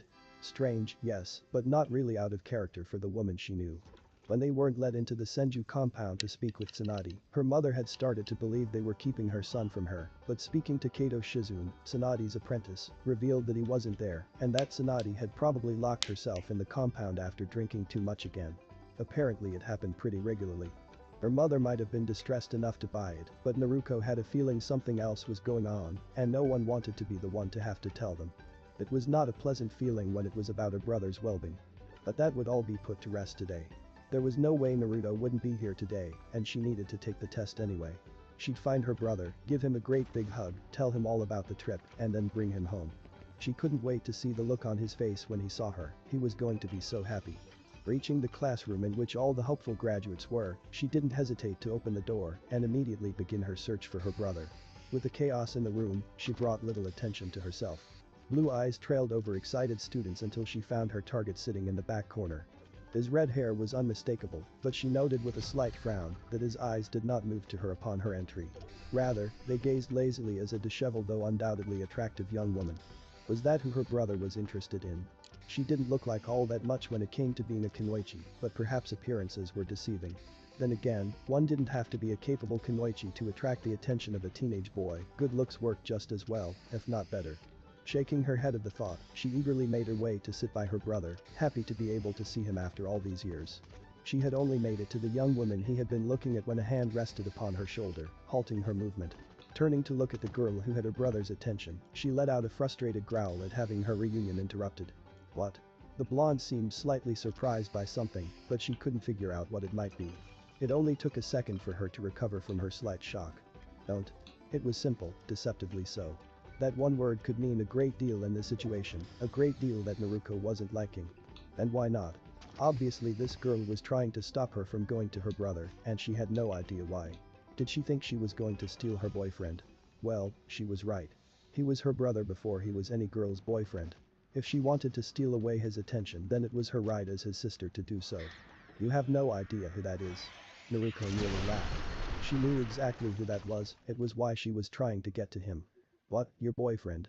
He's my brother, I'll talk to him if I want to. The girl shook in honest terror at the thought of being in a relationship with her brother. Naruko would have been insulted had the fear in her eyes not been so real. She wasn't disgusted by Naruto, she was absolutely terrified. That would warrant some investigation later, what could have possibly made this girl so afraid of her kind older brother? Whatever Naruto you knew, he's gone. She pointed towards Naruto who was watching the pair warily, having no doubt recognized his sister. The joy he should have felt at seeing her after all these years was absent, his face cold and expressionless as purple eyes seemed to judge her very existence. He might look the same, but you don't know what he's capable of. Sneering, Naruko ripped away her shoulder. Gee, whatever. You don't know Nai-kun like I do. Naruko couldn't see the way Amethyst pools narrowed at her statement, but the girl certainly did. She backed off then, not because of what Naruko had said, but rather because she realized that what had been said obviously displeased the wolf in the corner. With nothing left to stand in her way she started walking again, only to be interrupted before her second step could fall. Alright everybody, sit down. It's time to start the graduation exam. Imi no Iruka had entered the classroom. With a groan, Naruko sat down in the nearest available seat. It looked like she'd have to wait just a bit longer to spend some time with her brother. It was odd for him to realize that he had all but forgotten the family that left him here, hidden amongst the leaves. He was reminded of them from time to time, but never did he find himself thinking of them, too busy with the wolves and his shinobi training. Hiruzen had called it a training trip once, but he really hadn't thought hard on that. It had been a trip and at the end of each trip, the return. He had completely overlooked that simple fact. He had not expected to see them again. The wolves had reported their return a week ago, but even then he didn't consider the possibilities of running into them. He really didn't know what to feel about them at this point. His sons had left him, but in that darkness he had found himself purpose and identity. Did he really want to flood his world with their light when he had found comfort amongst the shadows? More importantly, could he bring himself to let them return to his life? They had left him without so much as a goodbye and stayed away for 4 years without a single letter. Would the pain they would bring be worth letting them back in? It would be easier to never deal with them, to carry on as he had in their absence, to pretend they were still gone on their trip. And then his sister entered the room. He would not be able to avoid them longer than he had, it would seem. Or rather, not much longer. A week spent at headquarters had given him time to think, but he still didn't know what he wanted to do. Avoiding the problem until absolutely necessary was a rather attractive option. Of course, if he could manage long enough, he could become a Chunin and not have to worry about it quite so much. As a Chunin he'd have complete control over what missions he went on and who he did them with. Sure, Kushina was a Kunoichi, a comrade, and so was his sister, her headband tied proudly over her forehead, but just because they were comrades didn't mean he had to work with them. It would be better for everyone if they could all just carry on as if complete strangers. Picking his own headband off the desk, he tied it around his neck. He had contemplated putting it around his arm as Shikamaru had done, but ultimately decided that he may as well protect a rather large weak spot with it. Iruka re-entered the room at that moment, having done a final confirmation for team formations. They had been decided previously based on those believed capable of passing, but any variances would need to be addressed. Settle down, settle down. The chatter of fresh genin quickly quieted, paying rapt attention to discover who they would be working with for the foreseeable future. Knowing their attention would disappear as quickly as he had gained it, Haruka quickly began listing team formations. And then we have Team 7 under Hada Kakashi, which will be formed by Uchiha Sasuke, Haruno Sakura, and Uzumaki Naruto. Team 8 will be Hyuga Hinata, Aburam Shino, and Inyazuka Kiba, under the guidance of Yuhi Kurenai. Team 9 is still going strong, so Team 10 is made up of Nara Shikamaru, Akinichi Chouji, and Yamanaka Ino, and will be led by Saratobi Asuma. Iruka flipped through his papers one last time before addressing the teams. All teams are to report to the designated training field of their number in 1 hour to meet with their jounin instructors. Don't be late. Slowly, Naruto raised his hand. And of myself, sensei. Yes, I have that right here. Due to the number of graduates, Iruka shot a quick glance to Naruto that was seen by a handful of the students. We do not have enough fresh genin to form another team. Because of this, you are being placed in the active reserves to await an opening in a team or for priority placing during the next graduation, whichever comes first. It was hard to miss the way his body clenched in anger at the news.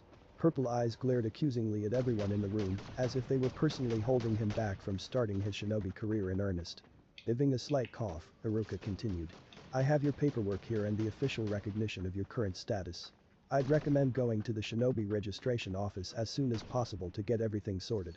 The chances are slim, but new Chunin may recruit you for lower level missions to gain experience leading. The sooner you get everything taken care of, the higher your chances. Giving a low growl, Naruto stood and made his way to his instructor of 4 years, ignoring the mutterings that started as he passed. He grabbed the papers offered to him, his hands shaking in rage, and made for the nearby door. 4 years, 4 fucking years, and now he was being told he'd have to wait longer just because his sister decided to return for a team. It was bullshit, complete and utter bullshit. A mirthless chuckle nearly escaped his lips. It made sense, in a twisted sort of way.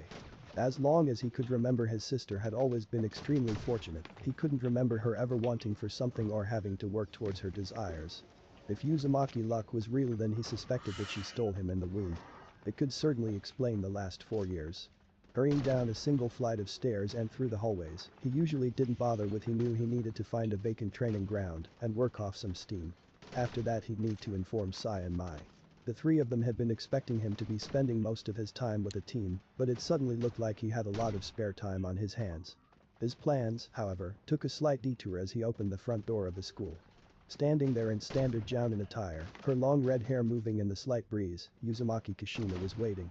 As soon as she saw him, her eyes widened in surprised delight, a large smile stretching over her lips. Still angered about not getting a team, he said the first thing that came to mind, his voice as ice and his tongue as swift and deadly as a serpent. You're about 4 years late, aren't you? Her pained flinch was oddly satisfying. Chapter 17. Inevitable. Sachi. She couldn't help but flinch as if struck as his words sliced into her. He had said it so coldly, too, almost dispassionately, like it really didn't matter. But it did. Oh gods, it did. Her chest constricted painfully and her stomach tied itself in knots.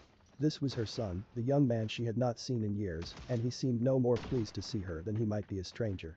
She knew he hadn't received the letter she left, knew he had been unable to live in their home, but should he not be glad they had returned? From what Kurenai had said, the 2 of them rarely interacted, and judging by the fact that he had his own apartment in a decent part of town, he was doing well for himself. He had Kurenai and Tsunade to help him, and Kakashi had apparently been checking on him from time to time.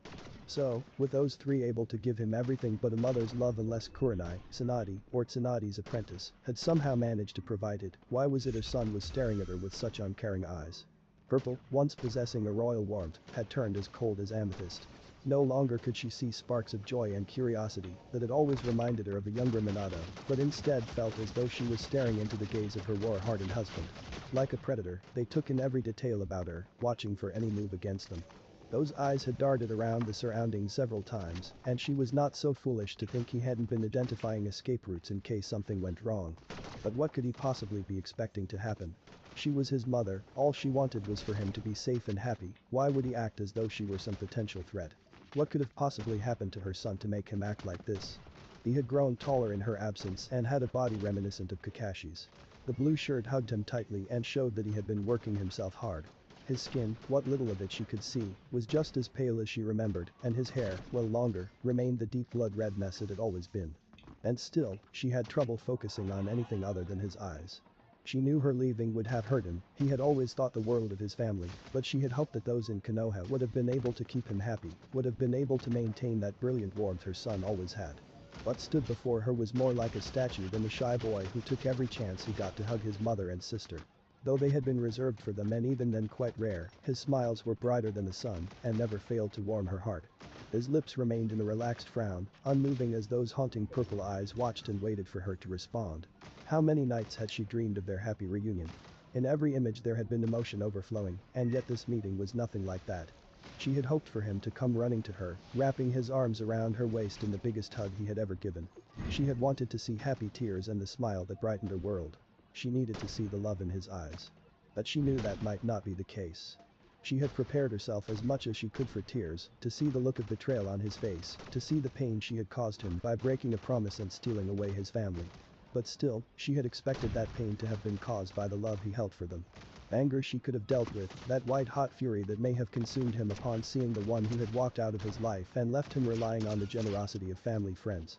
She wouldn't have minded if he had launched himself at her in an attack, she would have sparred with him until his fury had run its course, and then, when he was almost too tired to stand, she would have pulled him into her arms and told him it would all be okay now. She'd have told him that she was back and would never leave him again.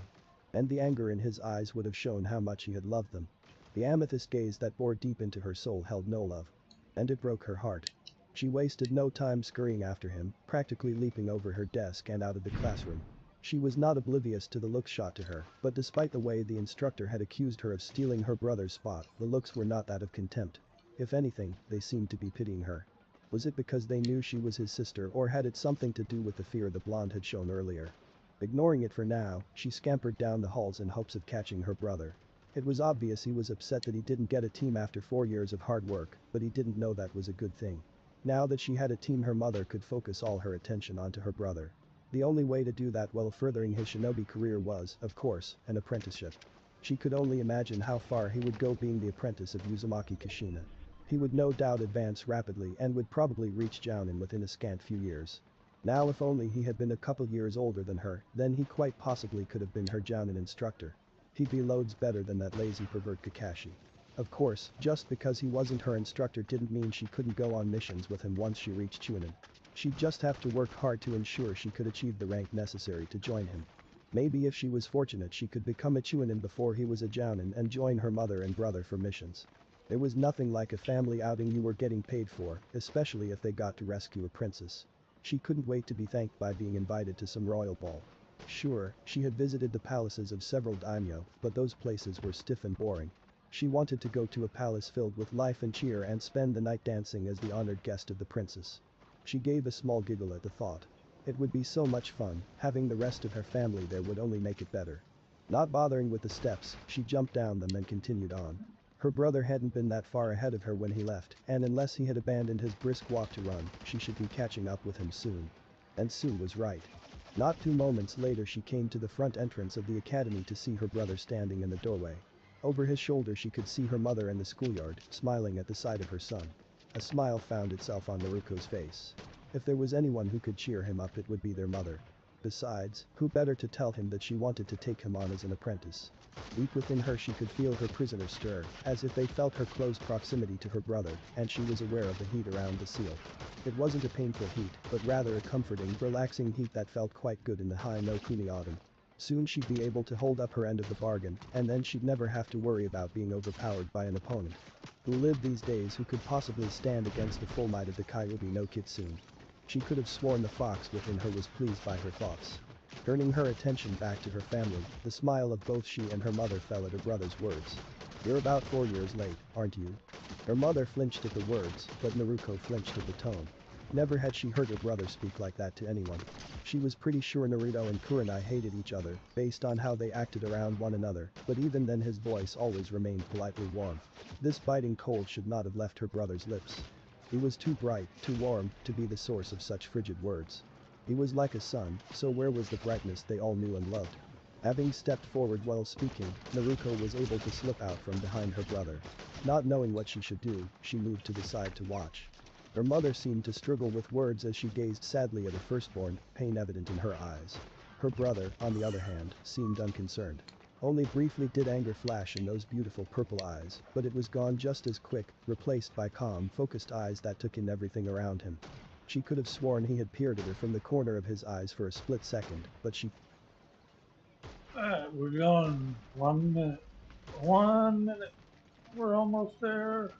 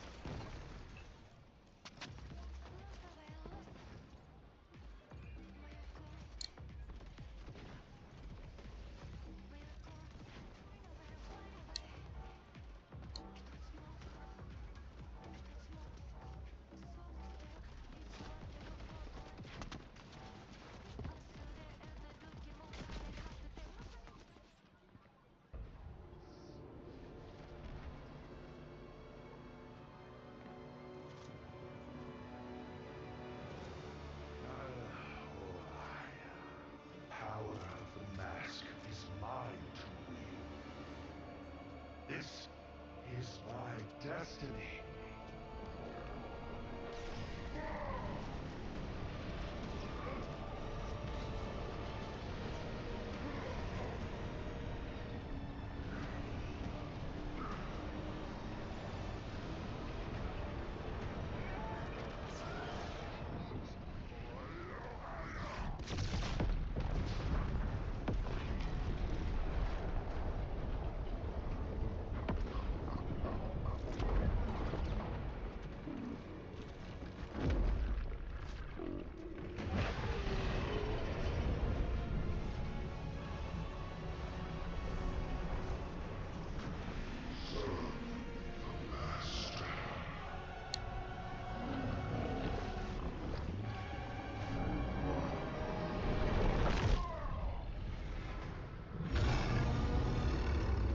Holy shit.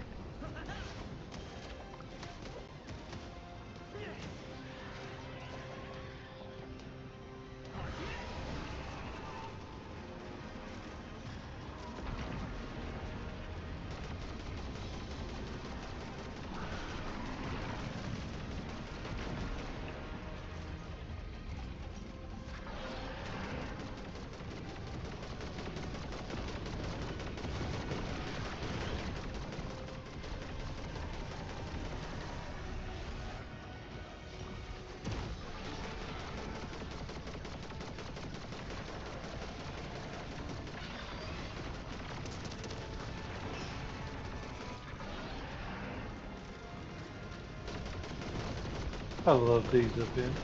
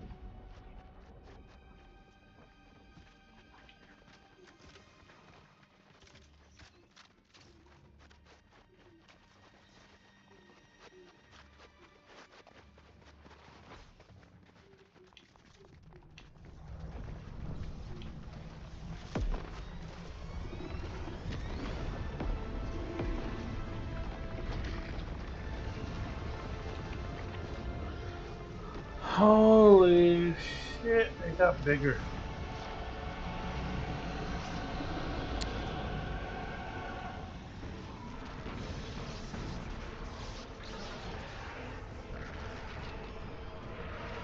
It got bigger.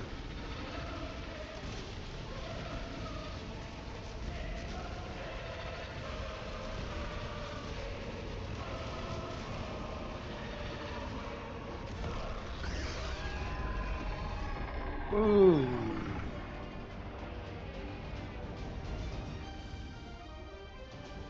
Okay, Superman's here.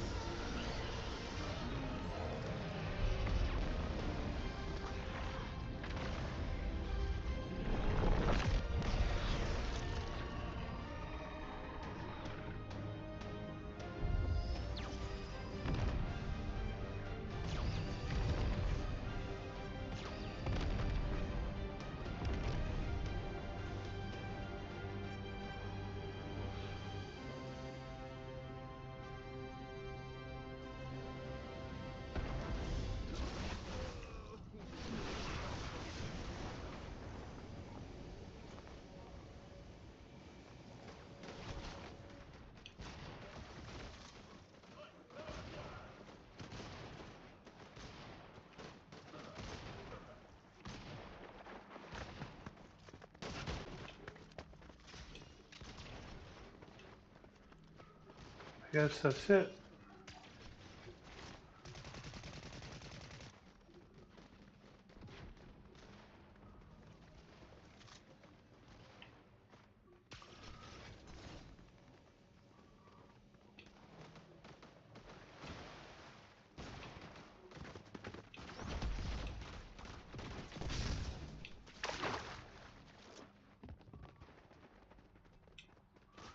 It's over here. Dude.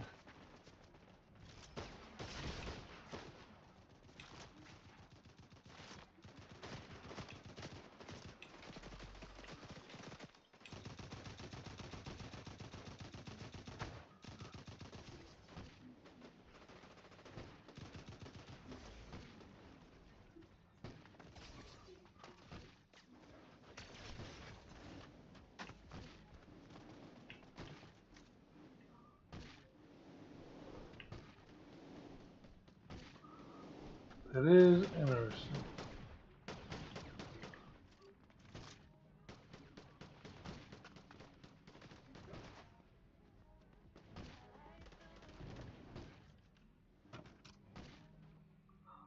What's that star though?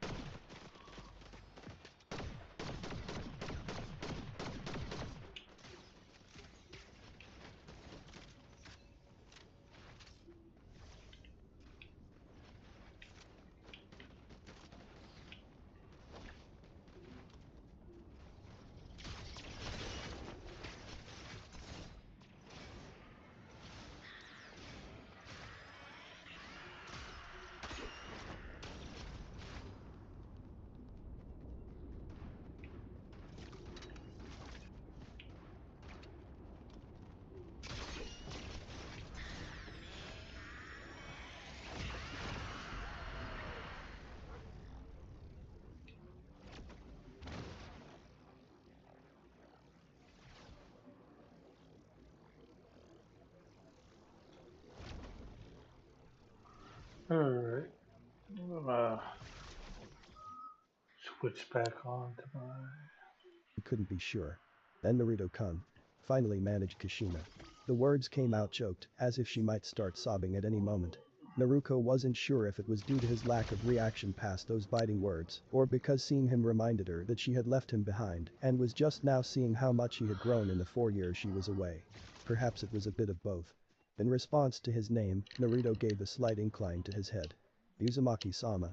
It was easy to see that referring to her in such a formal manner hurt far more than his accusatory first sentence. Something between a strangled gasp and a sob emerged from her mother's lips. Naruto-kun, Sachi. She spread her arms slightly, as if inviting him to embrace her. Rage flashed again in his eyes before he pushed it down with a deep breath. I am no son of yours, Uzumaki. It came hissed from behind clenched teeth as he struggled to maintain control of himself, but it still carried clearly to his mother's ears. Naruto could see as her mother's heart shattered, eyes wide with horrified disbelief. Tears streamed down her face as she desperately tried and failed to speak or breathe. Legs, unable to carry the heavy heart, collapsed under the weight of her sorrow as Kushina fell to her knees. No. No, no, no, no. Her mother shook her head in denial as she buried her face into her hands. Naruto winced in sympathy. She knew this was one of her mother's deepest fears, the nightmare that haunted her during the trip. And now it was all coming true. Running to her side, Naruto was quick to drop to her knees and wrap her arms around her mother in a comforting hug. As if she were a lifeline, her mother's own arms encircled her, dragging her clothes as she cried into her daughter's clothes. Peering up from her distraught mother, Naruto's blue eyes met the purple of her brother. There was no sympathy shown on his face, no pity, but neither was there disgust or hatred. There was nothing but cold indifference once again settling over his features. It was as though he was gazing down at a pair of strangers, a mere passerby that had stopped to see why two women were collapsed on the floor.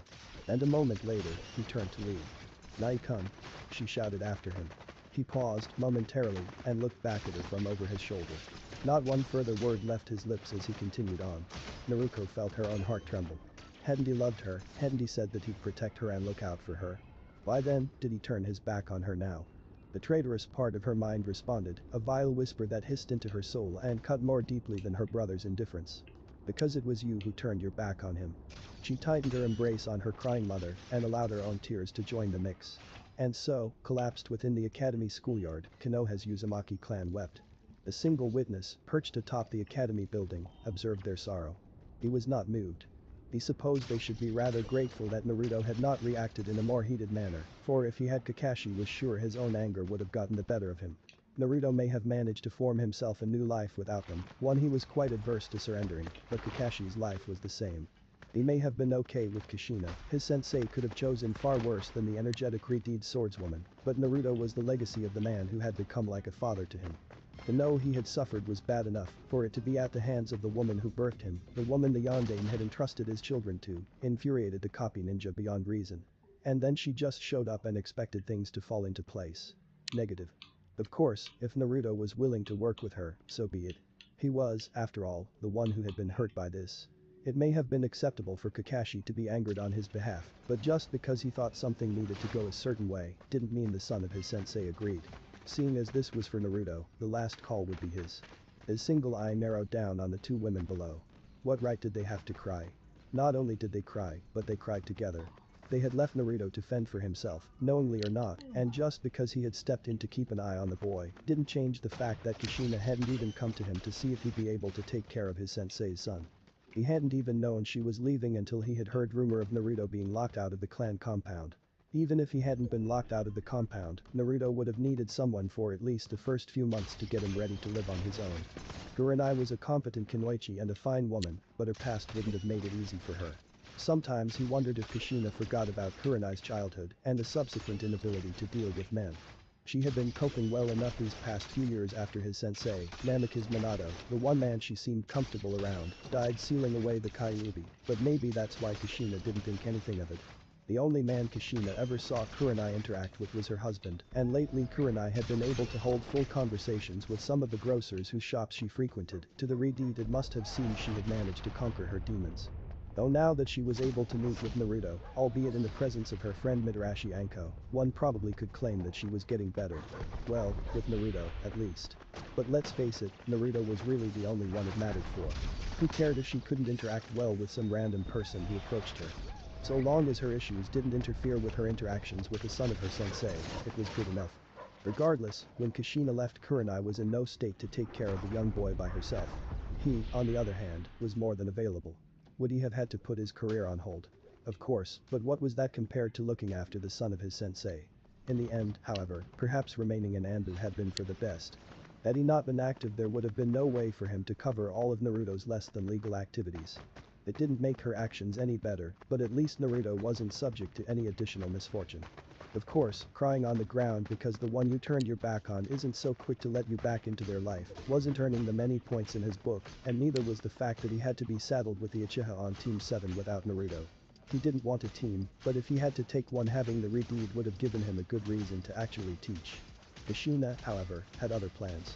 He wasn't sure why the Hokage had gone with it, seeing as her last plans had crumbled instantly, but she had managed to convince him to not place her son on a team so she could take him on as an apprentice.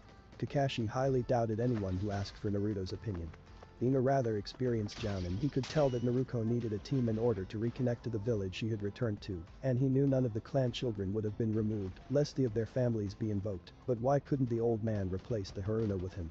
Sure, according to his grade the teams would be unbalanced, and it would upset generations-long traditions, but who gave a flying fuck? He wanted Naruto on a team, Naruto needed a team, and he was the only one able to train Uchiha Sasuke. And using the Sharingan. It was perfect. Well, perfect if you ignored having to place Naruto on a team with his sister.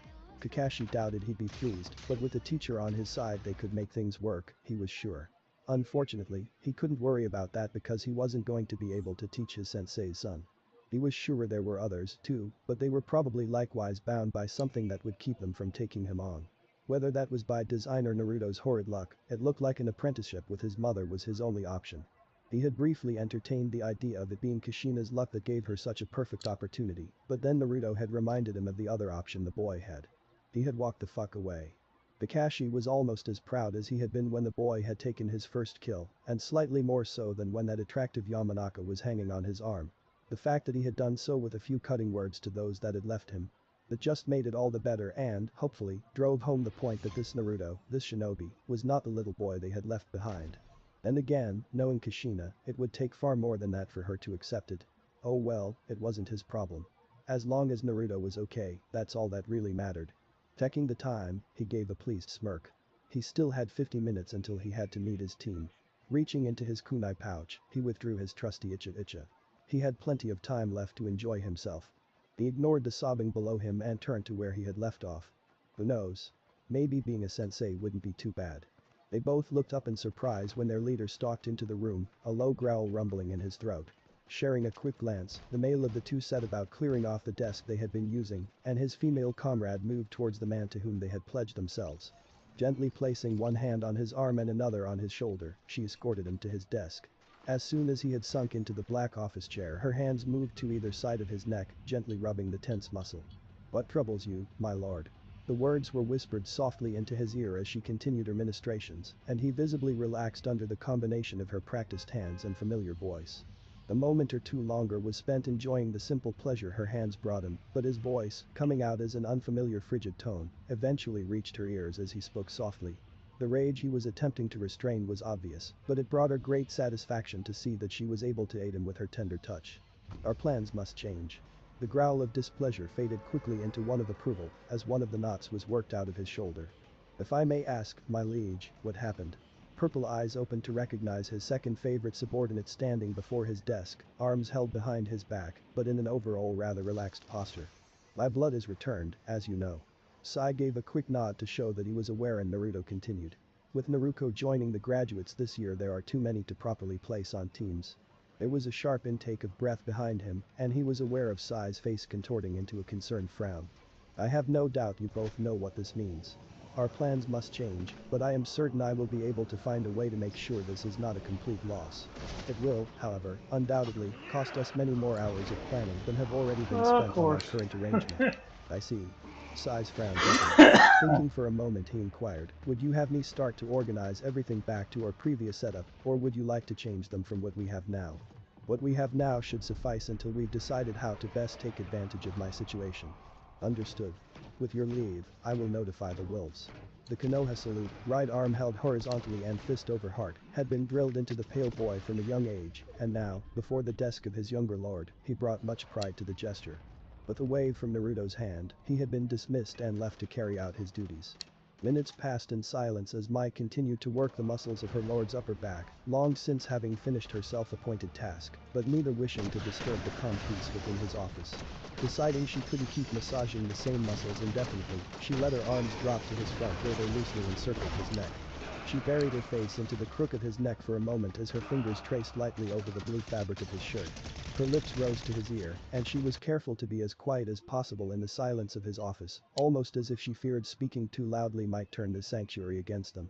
Do you require anything else, Naruto-sama? Food? Drink? Perhaps a warm bath or some company? He leaned back into her touch, enjoying the embrace.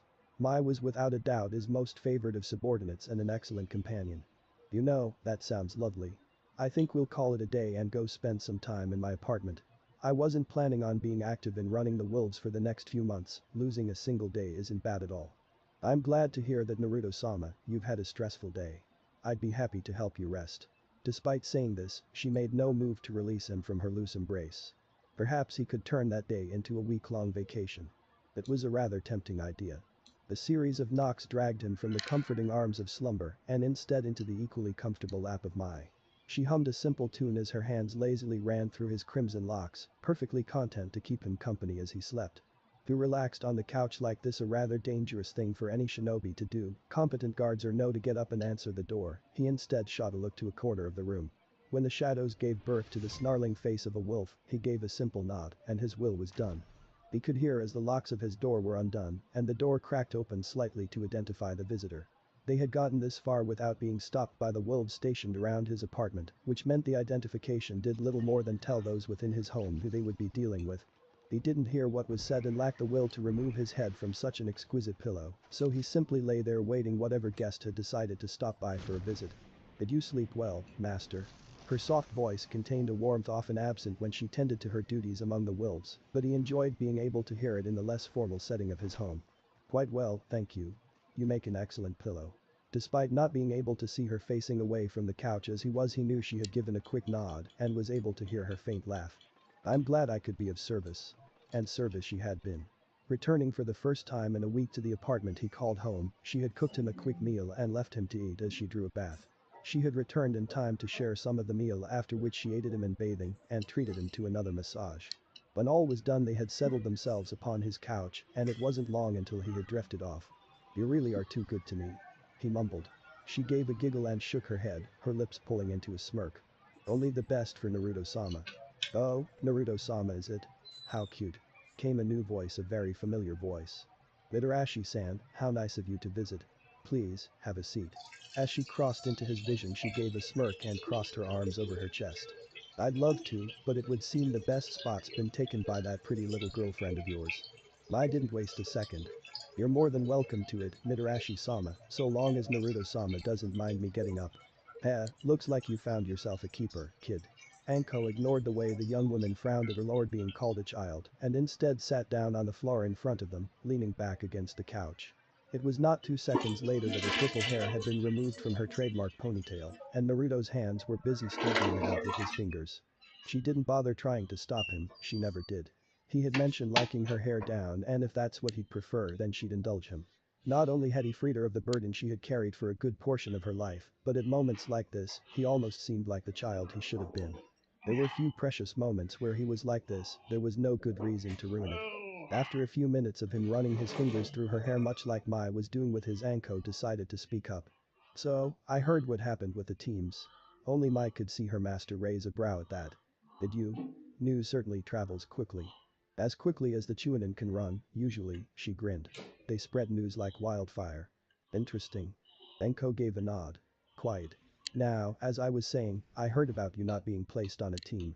I think it's crap, you managed to draw me into an ambush that you had set up. After all, Anko still wasn't sure what had managed to get him on the good side of these wolves, but it must have been big. How else would one explain not only their help capturing her and opposing the Yamanaka so staunchly, but the fact that they were sparing guards to ensure his safety. But I think we could have some fun with it. Oh? What kind of fun? Well, despite the fact that T&I is always busy, it's usually pretty slow for us interrogators. As such, we tend to get a lot of time off. Seeing as you are now a shinobi, I wouldn't be too opposed to requesting some help on missions from our active reserve lists. Despite the fact that they couldn't see it, both Naruto and Mai knew she was grinning. His head still comfortably resting on Man's lap, Naruto gave a shrug. Sounds good, I wouldn't mind a mission every now and then until I manage to get a team. Great, then it's settled, the two of us are going to become the most famous team of shinobi to ever be. Naruto gave a deep chuckle, and even Mai let out a quiet giggle. Sure, Mitarashi-san, if you're going to do something you need to do it right, no? Exactly. Speaking of doing things right, she turned her head around to grin at him. You graduated today, which means you owe me that dinner. Ah, I suppose I do. He looked at Anko's grinning face and then backed up to the content smile of Mai, who had yet to stop playing with his hair. I don't think either of you are against me treating you two to dinner tonight, then? Ooh, one woman is not enough for you, Naruto-kun. It was Mai who beat him to a response. Of course not, only the best for Naruto-sama. As Anko choked on air at the girl's quick response, Naruto gave a deep laugh. The first laugh he remembered having in a very long time. While her lord made his amusement known, a tender smile touched Mai's lips. It was far too rare for him to seem so happy. A few chuckles every now and then showed his amusement, but to see him laugh. It brought a warmth to her chest to see him like this, and she looked down at him fondly. She would do whatever she could to keep him like this. All she wanted was for her master to be happy. Chapter 18. Hinata no. Relaxed was a bad word to describe him as he walked down the streets of Konoha with Anko and Mai in his arms, but he was certainly at ease with the knowledge that the wolves kept silent vigil over him. There were not many, but with the addition of patrolling Anbu, it was more than enough. The passerby gave him a slight nod as he met their eyes, and he had to fight back the smirk that threatened to curve his lips. Unlike the Anbu who used their presence to deter trouble, his wolves kept themselves hidden amongst the flocks. They could not risk being discovered so early into the game, and so masks were reserved for within headquarters or the den, as Sai called it, and when working outside of Konoha. With any luck they wouldn't have to worry about that soon. It was going to be a glorious day when his wolves could prowl in full view of the world. Returning the nod, he let his attention drift to his current company. Mai touched lightly upon his right arm, as if hesitant to make such contact in public. She fought admirably to keep the disinterested face she so often wore, but it was ruined by the light blush and the uncertainty that had crept over her features. Nevertheless, he knew she was keeping a careful watch for any threats within the crowds. She always carried a few knives on her, and he had no doubt that anything she felt hostile would find two of them buried into it without a second thought. Anko, on the other hand, and at that, the other arm seemed completely comfortable being seen on his arm. Perhaps she had grown used to the states or the slight looks of disgust, or maybe she just didn't care what others thought, but she walked calmly by his side, quite likely more interested in where they would go for dinner than any rumors that might spread. He did not know for certain if she carried any weapons on her, but considering her reputation it was safe to assume she did. He tried not to think about her apparel or how few places it provided to hide any sort of weapon. The last thing he needed to do was provide her with more ways to tease him. A slight breeze rolled past them, carrying with it the smell of autumn, and he briefly wondered if he should have brought his cloak with him. He had left both of his gifts at home tonight, the cloak and Rim's tooth, but had a kunai holster on each leg in case something should happen. Looking down at his regular attire of blue shirt and black pants, it briefly crossed his mind that he probably should have worn something other than his shinobi outfit. Too late to change it now. He mused. And it wasn't as if he was the least well-dressed amongst the group either. Anko's curious choice of attire was far more suited to bar hopping within the red light district than going out for a nice dinner. Of course, no one would point out something like that to Mitarashi Anko, and there were few who would want to. She had an excellent body, one she worked hard for, and she was happy to show it. And he, like many others, enjoyed looking at it. He would deny it if she asked him, just to spare himself the teasing, but he had a feeling that she was well aware. In fact, she seemed almost pleased whenever she caught him looking at her. If there was one thing he knew about the woman, it was that she loved attention. It didn't matter who she got it from either, just so long as they kept their hands to themselves. He was more than willing to be one of those who gave her the attention she so sought. And it was now, giving her that attention, that he missed the blue eyes watching as he escorted the two women on his arms down the busy streets of Konohagakure. Perhaps it was best that he did not see them. He was in a good mood, after all, it would have been a shame to ruin it. It was there and gone in an instant, but there was no way she could have missed it. Brushing over her senses, she could feel his presence as it ghosted away, like the fleeting touch of a lover you would never see again. But she would see him again, no matter what it took. How her body trembled at that brief instant, oh how it ached when he slipped away again. He was there, so close, and yet she could do nothing. So blinding was that glimpse of the sun that now the darkness around her had multiplied 100-fold. The warmth he brought was taken as soon as she could recognize it, stolen away by fate's cruel mistress. She could beg, she could plead, but here within this prison he could not hear her, could not see that she needed him again. 2 long years had passed, the most miserable years of her life, dreaming about returning to him once more. 2 years plagued by fears and nightmares that he may never take her back. And now, so close to her escape, salvation was once again denied. She wanted to scream, she wanted to cry, she wanted to lash out against all that had separated them, but above all, she wanted him. With every second of the last few years she had come closer and closer to being reunited, and now, with every second, he moved farther and farther away. Move, go after him. It was half scream and half desperate sob as she wished her jail could hear her. Can't you see him? Can't you feel him? Don't let him get away. It would be of no use, her prison could not hear her cries, not like her warden had been able to. No, he had trusted her, had allowed her such freedom that she could speak into his thoughts. His sister had not been so trusting, and perhaps that was more wise than she would care to admit. He had trusted her and she had betrayed him. It was not the elimination of Tatsuki that was her betrayal, that had been in his best interest, even if he couldn't see it or refused to accept it. She had not betrayed him by killing the whore, but by going behind his back to do it. And then, instead of apologizing for doing it without permission, for not taking the time to convince him that this was the best way, she had left him. Left him when he had needed her most. Left him when he was most vulnerable. Left him when she could have cemented herself as the most important part of his life. She could feel slight bits of anger and jealousy leaking from her jail, which told her 2 things. First, that she had indeed spotted her brother. And second, that he had already found another. That she could have guessed.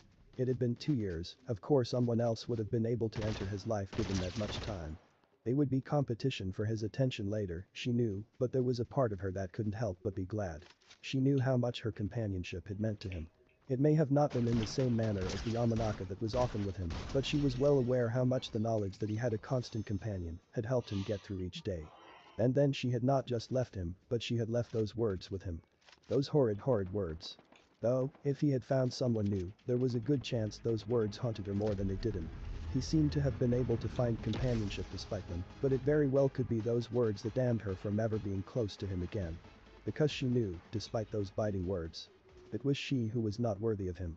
He seemed relaxed to her, walking calmly down the street. It was a far cry from what she had witnessed just hours before. Gone was the anger, that frozen fury barely restrained behind clenched teeth. She had a feeling that most of his ease came from the 2 walking with him. Slight jealousy briefly flashed in her heart. He was her brother, why was it these 2 were able to spend time with him when she couldn't? It should have been her walking beside him, should have been her who had caused his anger to dissipate. Instead, she was simply another body within the crowd, watching as her brother slipped further and further away. Moving through the crowd as best she could, she struggled to keep him in sight. Unlike her, he seemed to have no trouble navigating the mass of bodies despite the companion on each arm. Both women were older than him, the one on his left more obviously so, and yet they hung off her brother like trollops. The eldest of the group was clothed only in a small skirt and an open coat over fishnet, as if her brother had just pulled her out of one of the many bars or clubs found in the red light district. There was a pleased grin splitting her face and no sign of shame despite her actions. It was easy enough to see her brother look over to her every few moments, no doubt ensnared by the older woman's appearance. Naruko would put money down that the whore was trying to seduce her poor brother for some nefarious purpose. The second woman didn't seem so bad, however, being only a few years older than her brother and acting in a far more reserved manner. Her hands rested on his arm gently, establishing just enough contact to show people who she was walking with and to allow her to be guided along as they traversed the roads of Konoha. When Naruko could see the woman's face she could see the slight embarrassment, but at what she couldn't tell. The older woman, however, was a pretty good guess. Was this reserved one a friend? Perhaps she was the sister of a friend or even someone who had become lost, but Naruko liked her a lot more than she did the other. Even if she happened to be her brother's girlfriend, Naruko had to grudgingly admit that he could have chosen worse, at least she wasn't the other woman. One would not be wrong to say that Naruko really didn't like the purple-haired woman hanging off her brother. With any luck the woman would lose interest and leave her brother in the company of his dark-haired companion. At least then she'd have a better chance of moving into the group to speak with her brother or catching him alone. Of course, if they could both just bugger off right now, that would be preferable. The sooner she could talk to him the sooner she could get her answer, and she wanted answers. She needed to ask about the blonde from the academy, the Yamanaka who had stopped her, and figure out why she was so scared of him. She had to know why he seemed so cold and distant, she wanted to hear what he had been up to over the past few years. What had he done? Who had he stayed with? Why didn't he want to talk to his mother or sister? That probably bothered her the most. They had been so close just 4 years ago, but now he acted as if he had never met them. Had they been gone so long that he saw them as strangers to his life? Was it because he had somehow forgotten them? No, that was impossible. There was no way her brother could ever forget them, he had loved them both far too much for that to ever be the case. There had to be something else then, something she was missing. And she would get to the bottom of it. With every bit of news his prince seemed only greater in his eyes. He was beyond giddy to learn that Naruto had his first kill 4 years ago, and found himself surprised when he tore through his closest known friend 2 years after that. Hearing that someone had become an enemy of his godson had his blood boiling, but to know the clan had been brought to its knees without violence even pleased him to no end. The picture, in all its perfection, had become far too outdated 6 years after it had been masterfully created. A new portrait had taken its place, showing the exact same image only aged. There was a hardness in those brilliant purple eyes and a sharpness that sent shivers down his spine. Lips remained in a dispassionate frown, as if it were distasteful for his image to be confined in a mere picture frame. His features were sharper now, having grown from the young boy into a young man, and brought with it a sense of nobility that far outshone the princely image he had previously. To compare that picture to this one was to compare the corpse of a pig to a divine being. His prince's hair was still as red as blood, a messy crown of crimson that had grown to reach his shoulders. The artist had taken the liberty to pull some of the hair into a small ponytail at the base of his neck, and Orochimaru couldn't help but agree with the decision, and the more regal feeling it gave the image. Pale skin stood out in deep contrast to the dark background, glowing like the moon. It was not natural, could not be natural, to have such perfect skin, and yet that's what this picture showed. He could choose to believe that the artist was lying to him when they painted this masterpiece, but that was to doubt the beauty of his prince. Orochimaru would never doubt his prince. He had not seen his beloved prince, not since his departure from the village a little more than a decade ago, but the artist had. He had it arranged for him to be brought into the village, and had risked his spies to ensure that the image would be as it truly was. It had been more than worth it.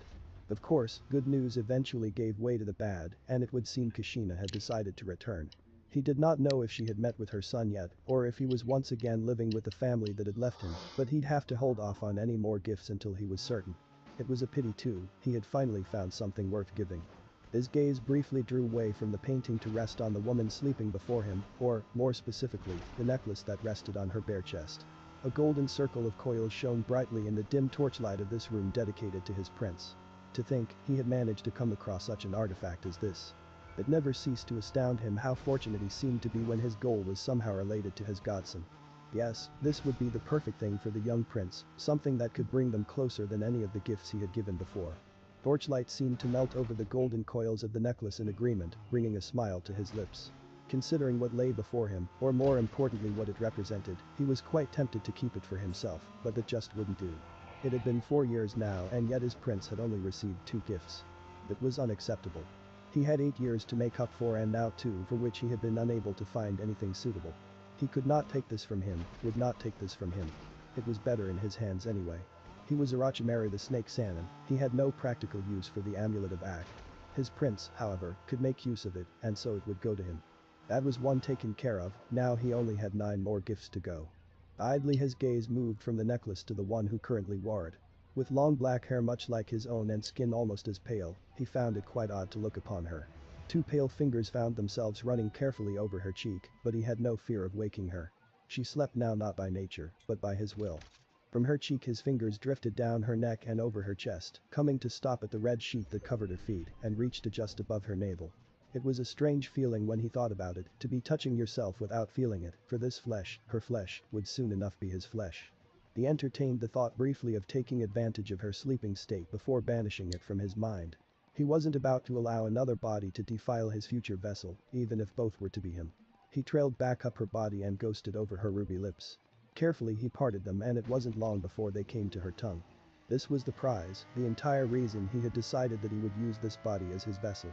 The ability to manipulate such a powerful muscle in the manner this woman could was previously unheard of, but it was here now, just waiting to be claimed. To extend his tongue as if it were a 5th limb was a chance he couldn't pass up, not when none of the other potential candidates had anything more interesting. He had hoped, briefly, that he might snatch up an Uchiha, but that seemed to be beyond his grasp for now. He'd just have to wait for the last survivor to have some kids he could snatch up, or until he had a chance to obtain the last Uchiha himself. The latter was preferable time-wise, but his chances of success were far better for the former option. His fingers were removed from her mouth and instead moved to open a single yellow eye. She was so like a snake, so like himself in appearance, that he had to wonder if he might not have had a child he was unaware of. See it or not, her body would be his within the fortnight and would remain his flesh for 2 years afterwards. A lot could happen in 2 years, he knew, and he was slightly curious if he would first introduce himself to his godson while draped in her flesh. Then again, that could be to his benefit. His spies spoke often of his prince being within the company of women, it seemed almost as if that's all he interacted with on a regular basis. If that was the case, perhaps it would be preferable to meet like this. And if his little prince was stricken by the beauty of this body, all the better to gain his trust and bring him home. Yes, home, for here, in a place that would bow to his every whim, was the only place that could be suitable for him to live the life he deserved. If the prince was still attracted after learning his identity, then so be it. After all, every prince needs the loving guidance of a queen. It wouldn't hurt to remain female a while longer for his godson, he was to be immortal, after all. What was a few decades as a woman compared to the happiness of his prince? Noonday sun shone brightly into the house, but it could do nothing to impart its warmth and light upon the sole occupant. There was a cold that clung to her, a deep blackness of despair and misery. She had not managed to make it to her bedroom before she had broken down in tears, collapsing into the plush carpet before the green couch of her living room. It was this couch, the one she had sat and told stories to her children on, that she had planned her wedding with her fiancé from, where she had made love with her husband numerous times, that now caught her tears as she buried her face into the familiar cushions. His words, few as they were, still cut into her heart with the same icy sharpness they possessed when they passed through his lips. A single sentence had been more than enough to remind her of her failures, her fears, and her deepest regrets, and he spoke it without mercy or hesitation. She deserved it, she knew she did. The fault rested solely upon her shoulders, the very same shoulders that now shook as uncontrollable sobs racked her body. Had she not left, she wouldn't be having these troubles, she'd instead be congratulating her son on graduating from the academy, as she asked him what he'd like to eat for their celebration dinner. The three of them would be here together, as a family, enjoying the close company and familiar warmth they had always shared. Tonight it looked to be only her, Naruko having run off in an attempt to bring Naruto home. Home? This was not his home, not since he had been locked from it 4 years ago. He had a new home now, she had seen it. A comfortable little apartment, far from the clan district, had taken upon itself the role. How long had he lived there? Was he alone or was there someone living with him? There had been a young woman with long black hair that exited his apartment, had she been a roommate of sorts to lower the cost? Perhaps she was a friend he had made in their absence or an elder sister figure. Until she found Naruto, these questions and many, many more would remain unanswered, and it was tearing her apart. She needed to know what had happened while she was away, what he had gone through. Otherwise she'd never be able to make things up to him. The thought of not making things up, not setting things right, was horrifying. Not just because she had wronged her son, but because she would never be able to repair the relationship that seemed to have shattered in her absence. Could being left with others really have been so bad? Or had it simply been the fact that she had left him? She had promised to be there, as he brought up immediately upon their reunion, and instead stole his sister away and left him behind without family. Sure, she had always considered Kurenai her daughter, and Tsunade was the godmother of her children, but that had nothing on the bonds of blood that had been severed.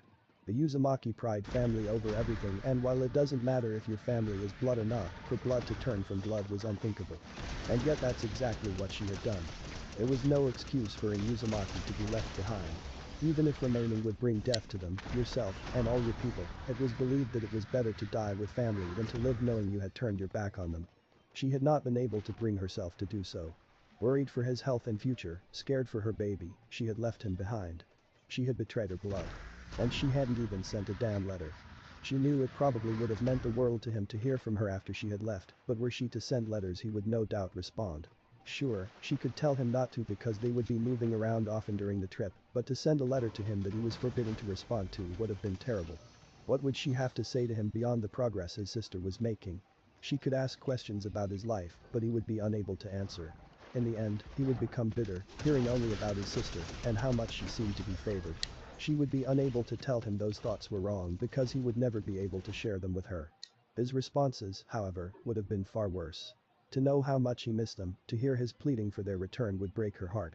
She wouldn't have been able to do it, she knew, for the first letter he sent would have likely brought her back to Konoha and Naruto back into danger. She couldn't do that to him. And yet, perhaps that would have been for the best. Maybe the chance of damaging his chakra coils and taking away his future as a shinobi was better than damaging her relationship with her son and tearing the family apart. But the die had been cast, and there was nothing left for her to do but regret. More sobs shook her frame, her body exhausted both mentally and physically. A nap would probably help her right now, the sweet ignorant bliss of nothingness could do her wonders. Her body was in favor of such an option, but her heart and mind were of a different opinion. As soon as her eyes began to droop, 2 pools of frozen amethyst glared at her accusingly. Just going to cry yourself to sleep, are you? I can only imagine how many times he did that wondering where his family had gone. The words were not in his voice, but neither was it entirely hers. A mixture of both her voice and the voice of her son, spoke with a mouth of razors, each lash of his tongue tearing away at her heart. But, it was right. Naruto must have spent countless nights just as she was now, and yet had found some way to continue on for 4 years. Look at you, you're pitiful. The voice spat. You have no right to pity yourself for your own mistakes. You deserve this pain, he doesn't. The words, though harsh, worked to drain her reservoir of tears, and soon enough her crying came to an end. Lifting herself up on shaky arms, she headed to her room. Her son had suffered because of her, and that was the bottom line. If she wanted to be able to help him, then she needed to get herself together. The shower she took stretched far longer than it should have, and she broke down twice under the steaming water, but knowing that her son was depending on her to set things right, managed to stop her tears both times. By the time she left her room dressed in sweetpants and a loose robe, the sun had begun burning deep orange across the darkening sky. As she sat at her kitchen table, a warm mug of tea in her hands, and watched the sun vanish behind the horizon, she came to the simple understanding that would be able to drive her forward. Tomorrow is a new day, another chance for me to make things right. It brought a comforting warmth to think that, to realize that there was still hope yet to be had. And if I can't make them right tomorrow, then I'll try the next day, and every day after that, until I have. It was a far more relaxed Kushina that retired to bed that evening, one who slipped instantly into dreams of a full, happy family. The soft smile that stretched her lips for the entirety of the night was beautiful. But there was no one for her to share it with. It was still odd for her to know that she always had at least one person following her at all times. She was well aware that the Hyuga guards around the compound would see her during patrols, but that was different. The Hyuga members simply saw her as they did quick scans of the grounds. Her shadows, however, were always present, always watching her and ensuring her safety. It was a miracle they had not been caught by the guards yet. Pain had mentioned that it was because they were just that good, but his smartest comment was quickly dismissed after Katomi explained that they were aided by seals. It wouldn't survive intense scrutiny, but it would suffice to allow them to escape the brief gaze of the Hyuga guards. And really, that's all they needed. So long as people didn't know they were there, they didn't look, and so long as they didn't look, they wouldn't be found. It worked well enough. For now, at least. Hinata was startled out of her thoughts as a door opened close by, a face peering out to confirm her identity. Hinata-sama, we would like to speak with you. The first thing she did was activate her Byakugan, only to be greeted by nothing. That was rather unsettling. By his words, there was at least one other person present, but she couldn't see what might be going on inside.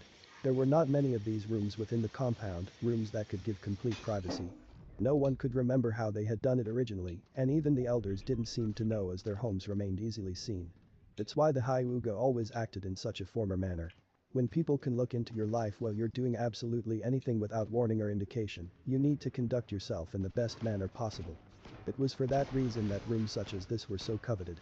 Now there were only 2 major questions. How did this person, obviously a branch member by the band wrapped around his head, manage to get a hold of this room for any length of time, and why did they want her to enter it? Giving a nod to the man, he stepped back, which allowed one of her guards to slip into the room for a quick scout. Entering with due hesitance but slightly reassured by the fact that nothing seemed to have happened to the wolf, Hinata was greeted to a sight she could not make sense of. Dozens upon dozens of branch clan members of varying ages had crammed into the room. Torches provided plenty of light, but also plenty of shadows amongst the room's occupants, making it nearly impossible to identify anyone present. There was a split in the crowd, allowing one to get to the other side. She had no doubt that her guard had been forced to move down to the end of the room in order to avoid being discovered, but it was what she saw at the end of the room that had her most puzzled. There was a picture, a portrait, but it was of her. Why would this picture be there, where had they gotten it, and what did this have to do with her?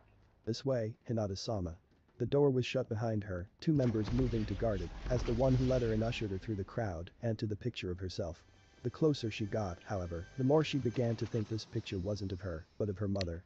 That made a bit more sense, both because there were likely to be a lot of pictures of her mother and because the branch members had been very fond of her. When they had reached the end of the room, she felt her hidden guard placed a comforting hand on her arm to ensure she was aware of their presence, and she was fairly certain that her other guard had moved to ensure she was flanked on both sides in case anything should happen. The one to escort her stepped away and merged back into the crowd as an elderly man was helped by a young woman to the front. Hinata-sama, his bow nearly took him to the floor, and the young woman at his side did her best to ensure he did not collapse. Fate has spoken for you who will not be branded, truly it is you who is destined to lead the Hyuga. This was a slight surprise, but not entirely shocking. While she had never believed in fate, as both her parents thought it was rubbish, most of the clan had held faith in the mystical power of fate for longer than their history could remember.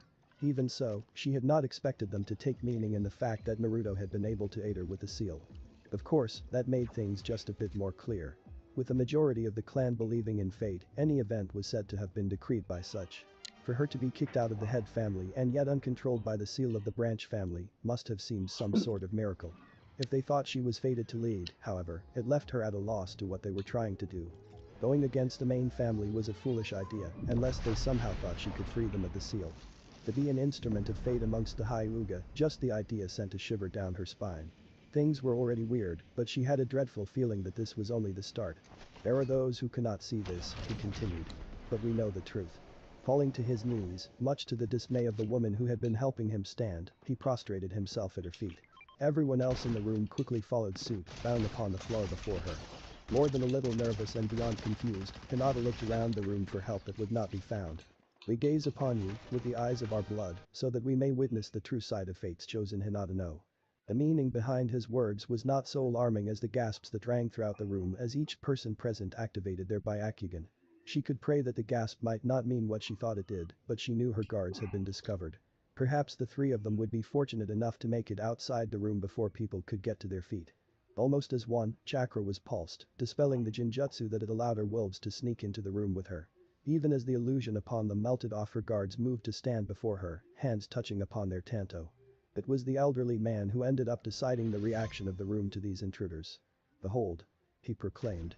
"Our goddess is protected by wolves." Taking a long look at her before sharing a look between themselves, the two wolves turned to face her and dropped to one knee. Still completely out of her element, Hinata gazed around helplessly. She could really use some of Naruto's guidance right about now. Unfortunately, Naruto wasn't here. Chapter 19. Started so well. Pen against paper scratched through the room, each stroke leaving dark paths of ink. His eyes followed the path almost absent-mindedly, a vain attempt to ignore the presence in his office. The meeting was in an hour. If he could just avoid this for an hour, he might not have to deal with it. Of course, that was a foolish dream, and they both knew it. How did it go? His voice interrupted the song of his pen as he continued to work, not once turning to look at his guest. He didn't need to turn his chair around to know Kakashi lounged in the windowsill, casting him looks of disappointment. It would seem things hadn't gone as smoothly as he had hoped they might. "Oh, you know, no real point in testing them when I can't fail them." The voice was rather bored as it answered, but both knew that hadn't been the question. He didn't respond well, I take it. He had been afraid of that. It was a risk, he knew, especially when he had little information, but it was one he was sincerely hoping would pay off for all those involved. He should have expected things to go wrong. Everything he did went sour when it came to the young man. He responded very well, actually. Hiruzen could hear the turning of a page, no doubt the work of his old student. Or, he did in my opinion. Cut her down immediately. In alarm, the aged Cage spun around to look at the student of the Yondaime. He cut her down. The man only shrugged in response. Verbally, anyway. It was pretty satisfying, though I wouldn't have minded a bit of bloodshed. Hiruzen released a relieved sigh. The last thing he wanted to hear was that Naruto had gotten into a fight with his mother, especially one that ended in death. So he didn't like the idea of being apprenticed to her. I thought he'd like not having teammates so that he could go about things at his own pace. Who knows? Kakashi shrugged again. She never got the chance to bring it up. Really?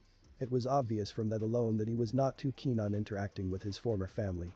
Kushina should have at least had the chance to tell him of the proposed apprenticeship. He could only imagine how pissed the young man would be at the moment, thinking that he was purely on the reserves.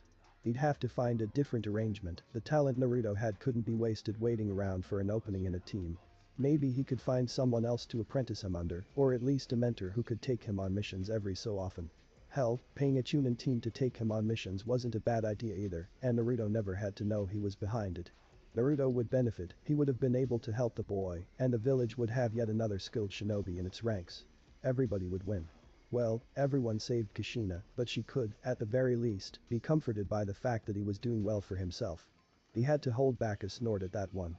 Kushina would never look at it that way, only that he had refused to work with her. Then again, he hadn't refused as it was never offered.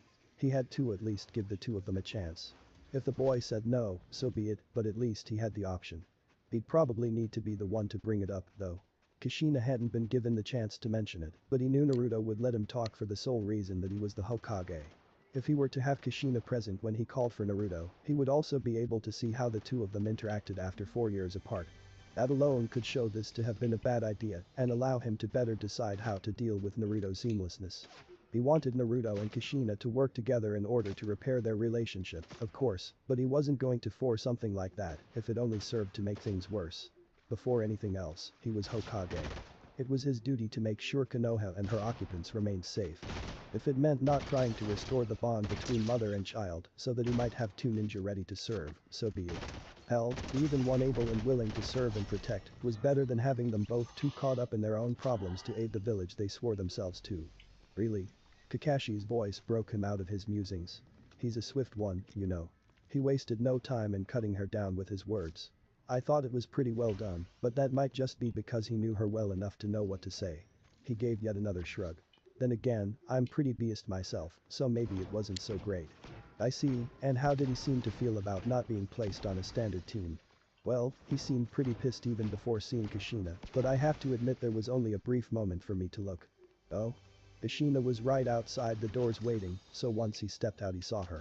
Naruto wasn't far behind him though, so I think it's safe to assume he stormed out and she gave chance. Damn. Hiruzen gave a sigh.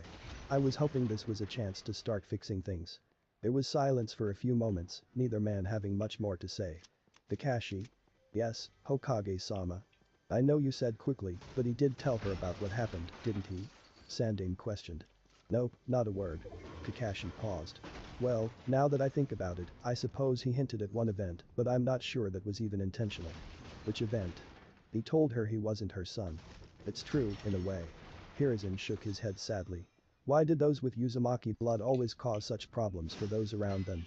And with two of them having problems with each other, this could very easily become a nightmare. Worse still was that Kushina hadn't the slightest idea what had happened in her absence. Someone would eventually have to tell her, or she would somehow piece it together, but neither option was good for anybody. If no one told her,